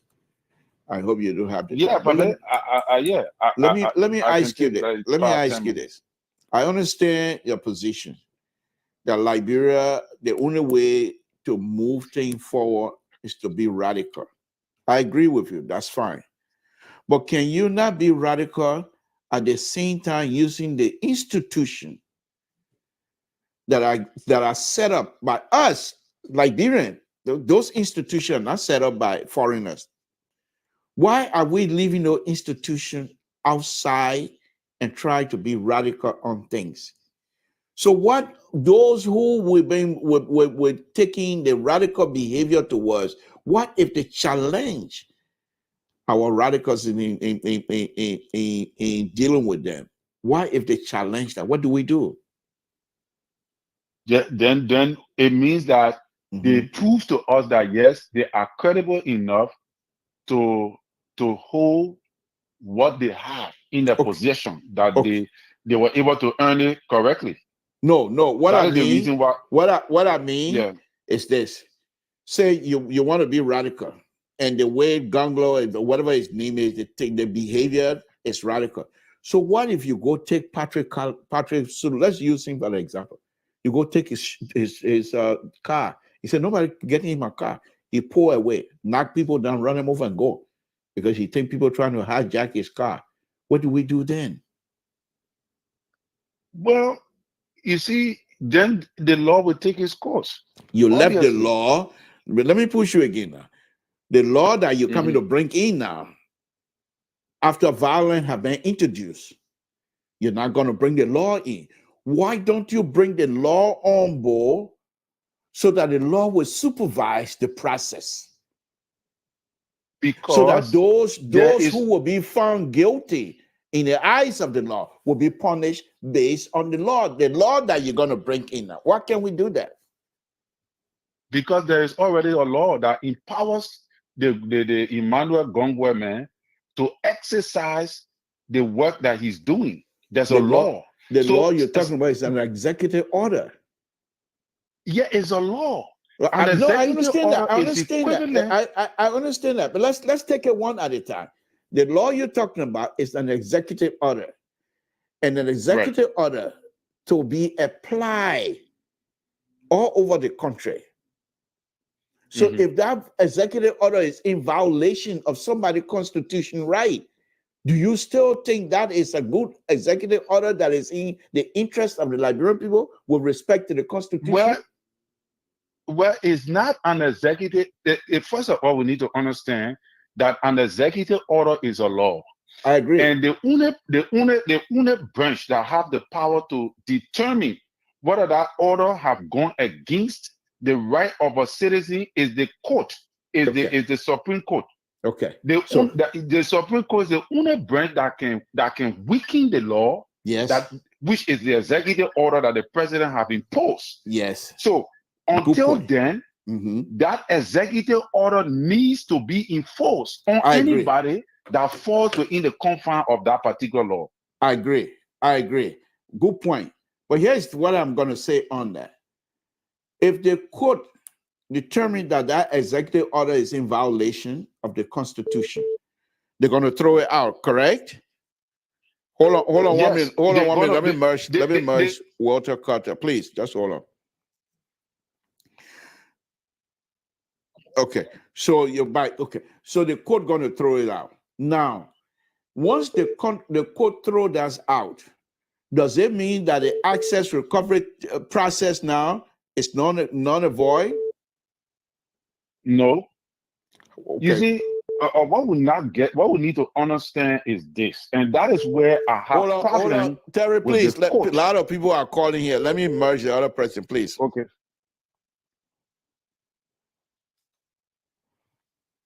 Okay, go ahead. Yeah, so that is why I want to believe that the court is compromised. But then what I was hearing is the court did not throw the case outside because of the car concerning Patrick Sue. I think it was the vehicle that was arrested that was belonging to Finabono. Right. That is alleged that belongs to quote unquote Finabono. Fine. Now, what I believe, yeah, go ahead. No, what I'm going to say, that process, the piece of the executive order, you got to understand this now. I'm not a lawyer, but I'm just giving you common sense. The executive order, you said it's a law, but it was the language that was written are all one word, one article that is intended to achieve a specific purpose. And in that chain of words, if the Supreme Court said this part of the executive order is not good, it's not part of it, it's in violation of the Constitution. Don't you think that some other people within the asset recovery victim list, that they might use that same process and go back to a court and say, you're not this, look, this is the same thing that people are doing to me? Then where do we go after that's what we're saying now. That's what I'm saying, that in order for Liberia to get over this whole entire process of implementing the law in regards to being able to respect the rights to carry on our asset recovery, which will be in the interest and the benefit of the country, the Supreme Court must not interfere. Because first of all, we must understand that. Wait a minute, Terry. No, I come in now. Hold on, Terry. You told us, you just spoke that the executive order is a law. Right? And who has the power in the country to interpret the law? It's the Supreme Court. But you're saying that the Supreme Court that has the power to interpret the law, they shouldn't be involved. They shouldn't interfere with a law that is there to benefit against the people of the Republic of Liberia. So you're saying that particular law is above the scrutiny of the Supreme Court. Is that what you're telling us? That's not what I'm saying. I just told you that the Supreme Court is the only arbiter of law that can interpret any law whatsoever, both constitutionally. But why do you want them to not interfere now? Why you say they must not interfere now? Thank you. Because the interference of the Supreme Court at this moment jeopardizes, all right, the effectiveness of folks, I will come to your Terry is a member of LPR, and so he and I will be coming to you. Please, just bear with me. So Terry, I understand what you're saying. Don't forget, I'm here. I know you're there. So I'm a member of LPR, and I'm here. Your CDC, you're not a good member of your CDC. So please spare me. Okay, no, spare me. You're a member of CDC. You know, this is a liberal show. CDC. They might say we don't get it wrong, but we'll come to you. No, on a very serious note. Kata, just give me a minute, please. Let me exhaust Terry point here, and they are all in place. But Terry, let's go back in this. You're saying that if the Supreme Court at this time should not be involved. So if their job is to interpret the law, and somebody goes to the Supreme Court at this very early stage and says, sir, there are people who are abusing my right under the Constitution of the Republic of Liberia, you're saying that this is not the right time for the Supreme Court to step in now? What I'm saying, I'm not saying this is not the right time for the Supreme Court. What I'm saying is, I'm saying that from my view, and from what I see happening today, I believe that the Supreme Court was breached. I believe the Supreme Court was bought. I believe that the action that they took against the asset recovery team was not appropriate because it helped to weaken the executive order of the president. And if we are to initiate asset recovery in Liberia to the success of it, we must allow the process to play out until it reaches the point wherein there is investigation. The Supreme Court ruled in this term. Let me tell you this. The Supreme Court did not rule on terms of law. The Supreme Court ruled without even investigating. What was their ruling? What was their ruling? What they say in their ruling? They order that the vehicle should be given back. They didn't give the reasons why. They didn't tell the public nothing. They just order that the vehicle should be given back without giving the reasons why, stating the law that requires them to do what they did. They told the Justice Department to release the car, correct? Because that's the only enforcing arms of the executive. So most likely the communication went to the Justice Department to release the car, correct? Yeah, but they did not give us the reason. No, I understand your point, but I'm saying they send their request to the Justice Department. They didn't send it to asset recovery. Okay, so it is the duty of the Justice Department to tell you. They didn't just Terry. Let me do this before I bring in the other people. The Supreme Court, these are educated Liberians as well. They're not just gonna get up without any kinds of reasoning whatsoever to say just release the car and make that one declaration. This is where you get it wrong, because you know what you're looking at.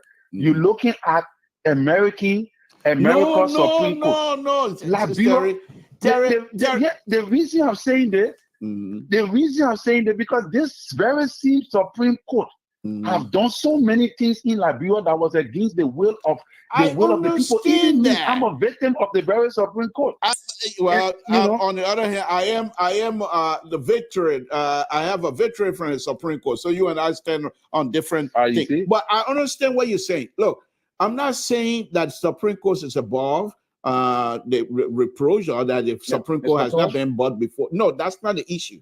But what I'm saying to you, but the kinds of view you have already formed against the Supreme Court, it is no wonder why you're coming up with this type of argument. But let's leave it there. Stay side. Let me bring in Walter Carter. Yeah, stay on the line, please. Walter Carter, are you there? Walter Carter, are you there? Can you hear me? No, are you there? Can you hear me? Are you there? Yeah, you can hear me. Yeah, I can hear you, but you got to acknowledge that yes, you are in there. Are you with us? I'm here. Okay. Don't come with your CDC Coca-Cola vest station here tonight, because then I'll tell you you're going to put your foot in your mouth. But go ahead. No vest station yet. Okay, go ahead. My brother talking about, right? Go ahead. So I will just take you back to the last asset recovery team. The last asset recovery team under President Weah, which was they were headed by Serena Cephas and Arthur Johnson. Both were legal scholars or are legal scholars. When they were going after Liberian assets, the first thing was one of the things that they in Liberia, but it was also they called people that they already had or audit on.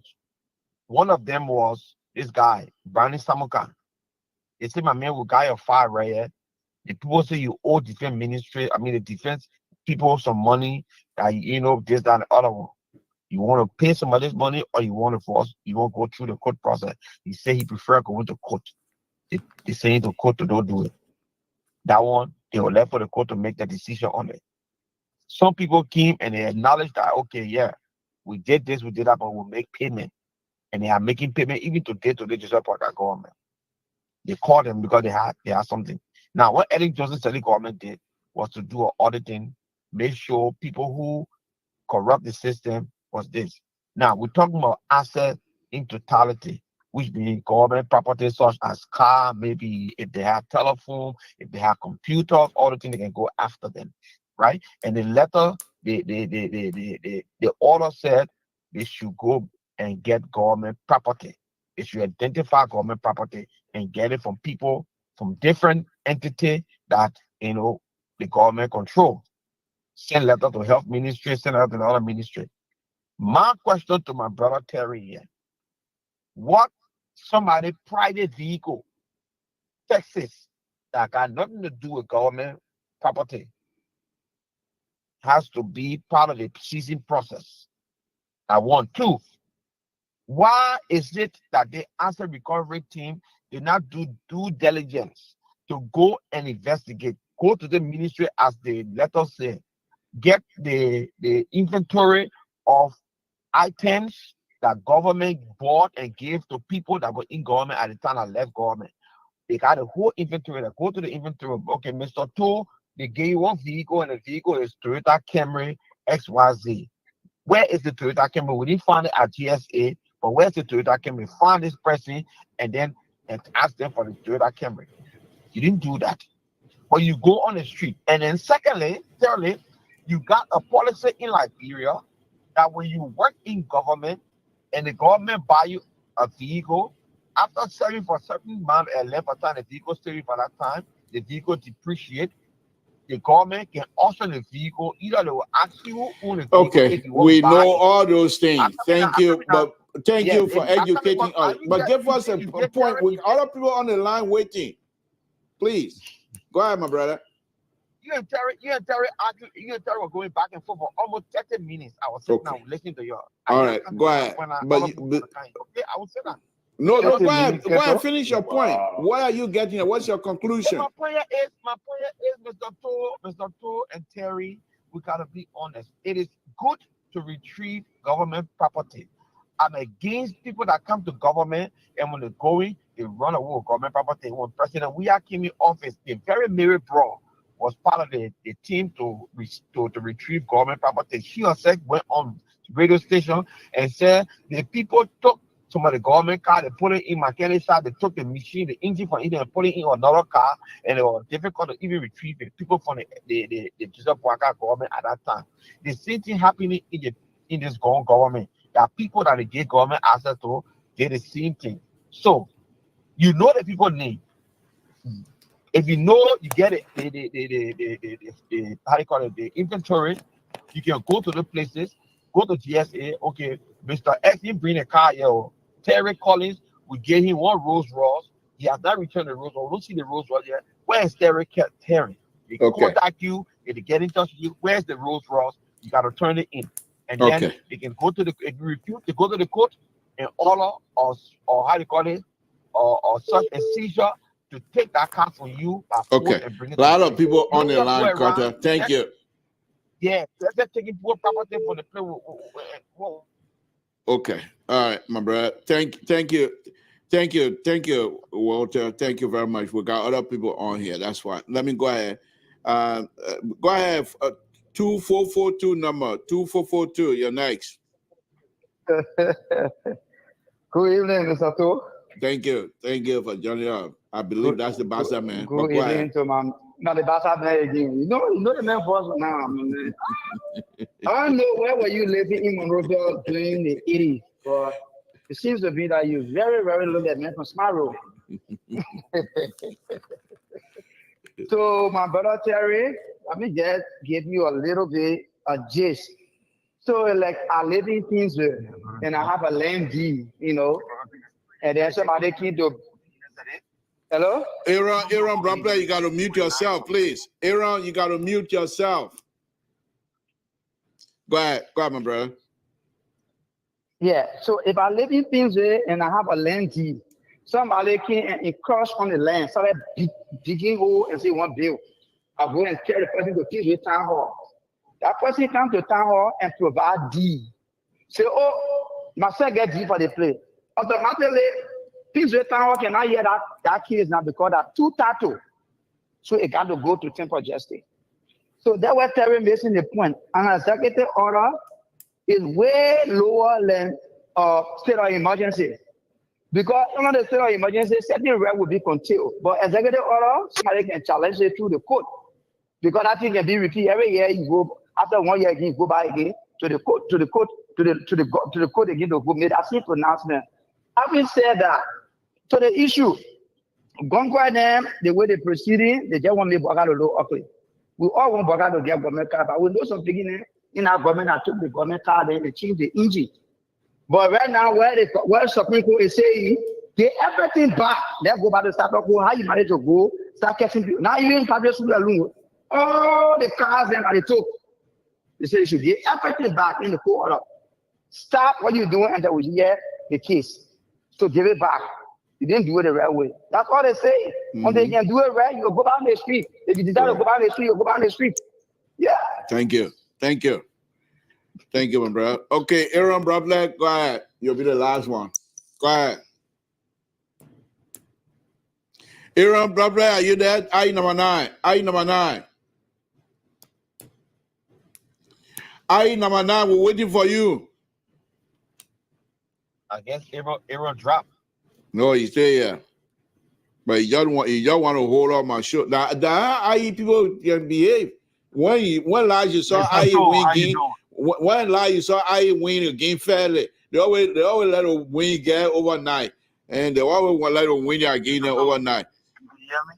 Yeah, we can hear it. When Barrow rather whoop them, they say what? But he ain't holding my show. He think that Barrow man, you coming hold his show on? We can hear you. You want to see you call back, Mr. Toll? Oh, okay. You run your way. Okay, bye.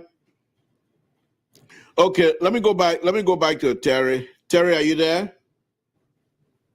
Yeah, I'm here. Okay. So Carter came in with all the 9 from Washington, D.C. all the way to California. Those are all CDC idea anyway. But go ahead. You want to pick one or two from there to answer to? Yeah, because you see, the other Tabata, the other man just said just now, I don't understand it, about going to Supreme Court and state of emergency, all the kind of thing. That's not what we're discussing. We are discussing an executive order initiated by the president that empower the recovery, the task force recovery team, because it's almost like a task force.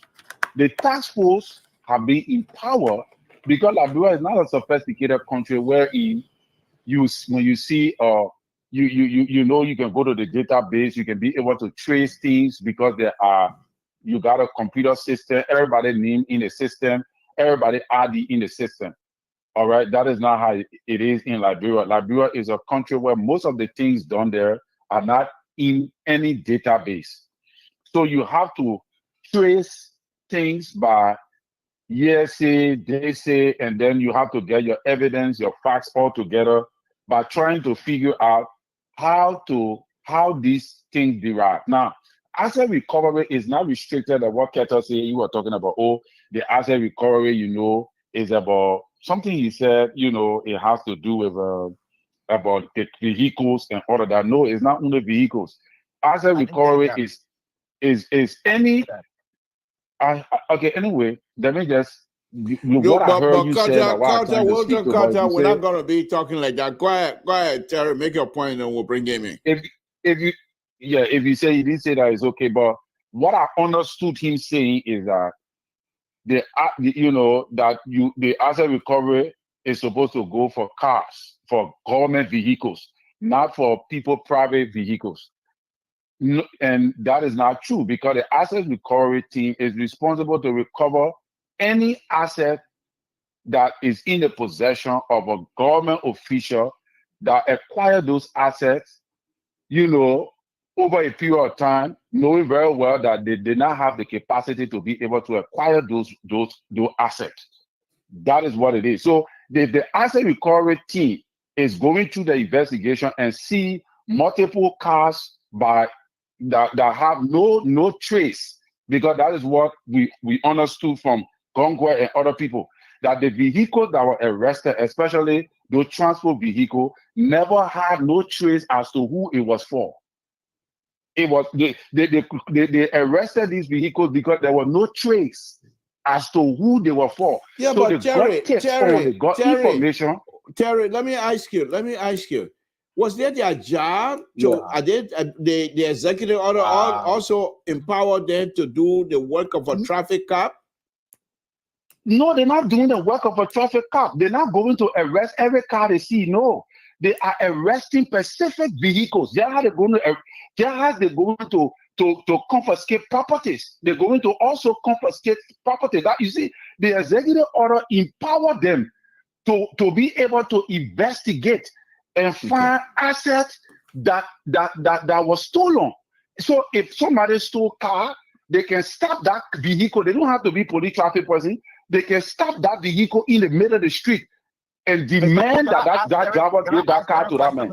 So they're not going for every car in the country. Hold on, You see? Mr. They're not going for all the cars. I don't ask a question. One question. Okay. All right. Okay. Let me bring Walter. We're all more coming to an end. Terry, thank you. I hope you will join us tomorrow. Thank you.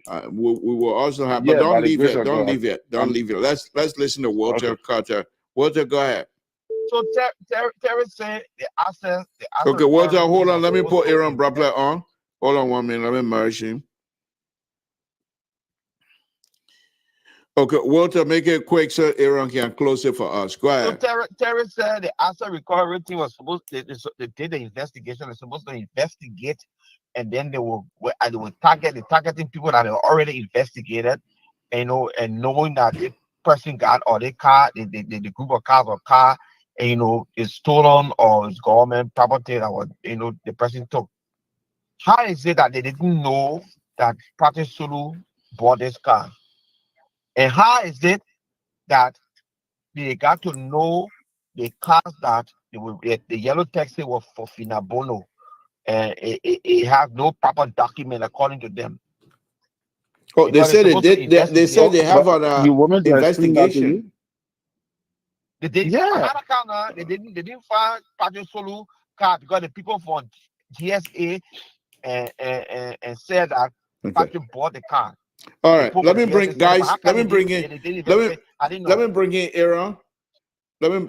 in Aaron, and then we can close this. Aaron, go ahead. What's on your mind, sir? Mr. Toh, you can hear me? Yeah, we can hear you. I know now. Hello? Yeah, Baru man can hear you. Mr. Toh. Yeah. Great conversation. How you guys doing this evening? No, I just want to let you know that Baru not afraid of IE. I want you to know that. Okay, let me finish now. I'm busy. That's why you see me going on.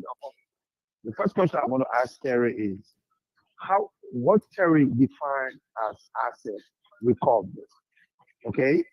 Now, what? If somebody claimed that somebody stole money from the government and purchased something, or you purchase a house, let's say for example, you got to bring legitimate documents to prove, to show the paper trail what the person got that money from to buy that house or build that house or purchase vehicles and stuff like that. You can just jump on willy-nilly and go in the street and start taking people's property and say you're recovering action. That's what so disgraceful and embarrassing. Is that how they do asset recovery? You think asset recovery that you announce people today, then the next day they're on the street recovering asset because all right. Thank you. Terry, go ahead and close it for us. Answer that, and then you can close it. Walter, join us tomorrow. Mr. Social. Go ahead, Terry. Go ahead. So my brother and friend Bobler, that is what they call asset recovery team. All right. They are responsible to investigate. And if they find out that this particular vehicle or this particular house, is so and so house, and they go there and engage the house, and the people or the owner says they don't know who the property for, or they don't know who the car for, they have the right to confiscate that particular property until proven otherwise, until the owner of that property can come and fully clarify, presenting documents to prove that this particular property is legit, because they're going to get tipped off. You think asset recovery that somebody that you got to go, you think these people going to look for documents in a courthouse? You think when somebody ready to steal, to buy property, they're going to put those documents in the glaring for everybody to see, that you can say, okay, yeah, this document prove that the property for the person? No. The asset recovery, most of the time, we get the investigation from people in communities, from different people, and they will engage the property and engage the owner of the vehicle and the owner, and they're not just going to take your car or take your property. They're going to ask questions, and based upon the info they have, they're going to compare it with the info you're giving them. If you can't come up with any reasonable information in regards to how you got those property, then they have the right to confiscate it on the foundation of the executive order, which is a law, until the Supreme Court can weaken it or come and say, you know what, this thing does not go in conformity with our law. That is why when I listen to the guy, the Martin guy, who says that, who is the head of the asset recovery team, he said, in order for this asset recovery team to be very effective, the government, the House of Legislature need to enact a law that will give them absolute power. And that is why I believe, Mr. Toll, that Liberia is not ready to fight corruption. Because let me tell you something, with the way the court is intercepting all these things, there will be no way the asset recovery team will be able to effect, even the audit team, there will be no way that we will be able to carry on the asset recovery effectively. Because in order for you to do this, you have to be robust. Most of those properties those people have all over the country there, they don't have no valid document to justify those properties. Even the vehicles, what I heard today, the vehicles that those guys confiscated, there was no valid information as to how those, no proper document proving how these vehicles were gotten. And that is why they engage it. They're not there arresting everybody's car in the street. No, they're going after certain properties that they know that does not have that is questionable, so that they can bring it in, and then from there, the owner of those property will come and validate with proper document proving the trace and all of that. Then they will let it go. But until that can happen with the interference of the court, I doubt that will ever be, that the asset recovery team will ever be effective. All right, let me go to Walter, Carter, Aaron, and then the Bazaar man. And please give me 30 seconds each, because I'm completely out of time. Walter, Carter, 30 seconds. Do you have reply to anything? 30 seconds, please. Thank you, brother. So I think the idea that Terry is proffering here tonight is very false and misleading. You cannot in any way, seize people property before you do investigation. Okay. You have to do investigation. You have to go do investigation, get search and seizure warrant after you investigated and found that this property is actually stolen property or government's property. You go and get your search and seizure, and then you seize the property. If you don't do that, you always have the court to bring you down. And that's what happened today. Thank you. Let's go to the Bazaar man. Bazaar man, are you still with us? Okay, he's gone. Aaron, you want 30 seconds to say something? Okay, Aaron Butler is gone as well. All right. Okay, guys. Thank you. Thank you, Terry. Thank you, Walter. We appreciate it. Again, folks, Samson told Liberia Public Radio, I'm out of time here. What we're discussing here tonight, as you can see, many of us are on different sides of this issue. And so when you have something like this, for me, the building of an institution is very important to me, because those are the institutions. Forget it now. Don't forget, Liberia is a corrupt state. There's no question asked. So for me to come out at this stage where the corruption is all over and say, oh, institution, it's difficult to accept for many Liberians as well. They want to go with the stereotypical robust way. But for me, I believe that if we build institution now and lay the foundation for tomorrow, we will be successful. Because you will not want to do any kind of robust action all of the time. You must have the institution that is built by Liberians to be effective. If they are not effective, we're not going anywhere. We're going to continue to do this. So if the court is stepping in and saying, put a heart to it, and perhaps they're being very genuine with this president and this government to say, do the right thing. The court is telling, and I will try to go back and read the executive order tonight, and maybe in the executive order there might be some language that because they can't just come out and give a blanket statement of an executive order to do access recovery. You already told us you're going to establish quote an economic crime. I mean, war and economic crime court. So if you're doing access recovery now, does that represent the quote the economic part of the crime court? Will you use the information or the evidence coming from the access recovery process? Will you use that in the economic crime court? This is all over this place. This is all over because I believe if people are putting in place a policy that are going to be helpful, you can't do this by being angry. This is about Liberia.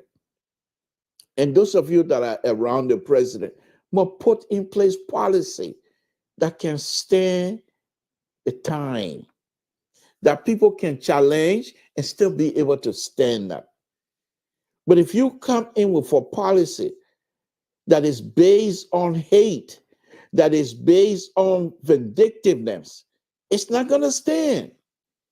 Because the law of the Republic of Liberia were not written and will not support those type of behavior. Why you think the executive order might be in the interest of the Liberian people? It must be done within the confines of the Constitution. You cannot say because it's in the interest of the Liberian people, therefore it must be done whatever way that I think is necessary. Because there are three branches of government. The other branch will break you down. And you, as an executive, cannot run the whole thing. They will shoot your program down. And once that, my fear is, once the Supreme Court is successful in blocking one of your star initiative, then everything else will be challenged. Because now you are giving the opposition the opportunity to challenge you. They will run to the court. Your Honor, they did it here the last time, and you rebuked them. They come here again. Now, the court will say, okay, knowing your track record, this is my fear, knowing your track record now. So even the other policy that you're trying to put in place, if they are good, but the fact that you have a track record, that the Supreme Court have already rebuked you on, or that the Supreme Court have already pushed back, they will tell you, say, hold your stuff. We got to review it. So you now, your time going to be wasted because you're going to hold everything. You're not going to overrule the Supreme Court of the Republic of Liberia. And that's what I'm suggesting. Why these things might be true, they might be good. Do it legally. Do it within the confines of the Constitution. You have lawyers. Let them advise you. You can't have the like of Emmanuel Ganywe who closed down, tried to close down the legislature, lock the door of the legislature. Is that the person you're going to put into your access recovery group? All the other people, anybody, if I was there, if I go to court, that's the first thing I would bring up. This man has no standing when it comes to obeying the law of the Republic of Liberia. And I will give that as an example. And the court will allow me to put that in there. Because I'm going to attack his credibility. Because he does not have the credibility when it comes to the law of the Republic of Liberia. And this is the man that you want to send to come and investigate me based on the law of the Republic of Liberia. Whereas he himself has no regard to the law or for the law of the Republic of Liberia. And now you're going to send him to do an investigation on me. I will throw that right back at you. Folks, and this too is Liberia, where Samson, an engineer, has become a lawyer overnight.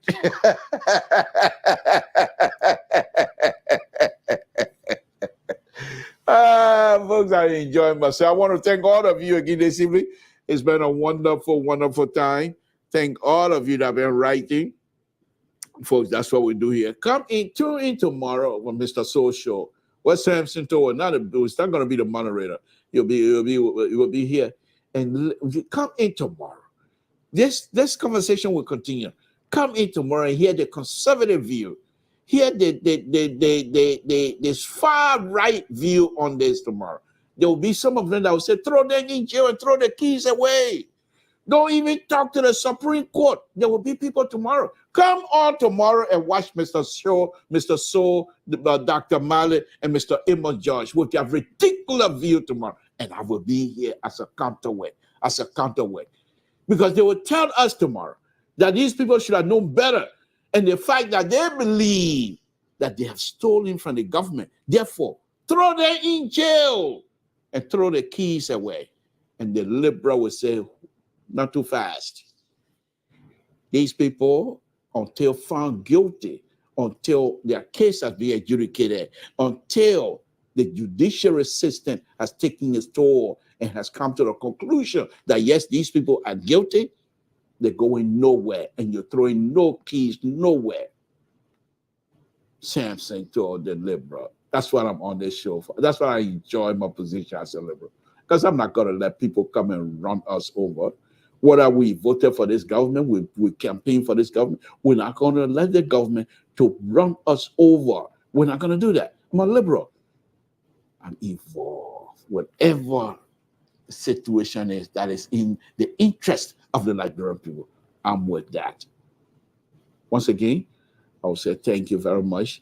Thanks for coming. It's been a wonderful, wonderful evening. We'll be here again tomorrow. Samson told, and God's great. We will be here because God said we will be here. And let me say this here.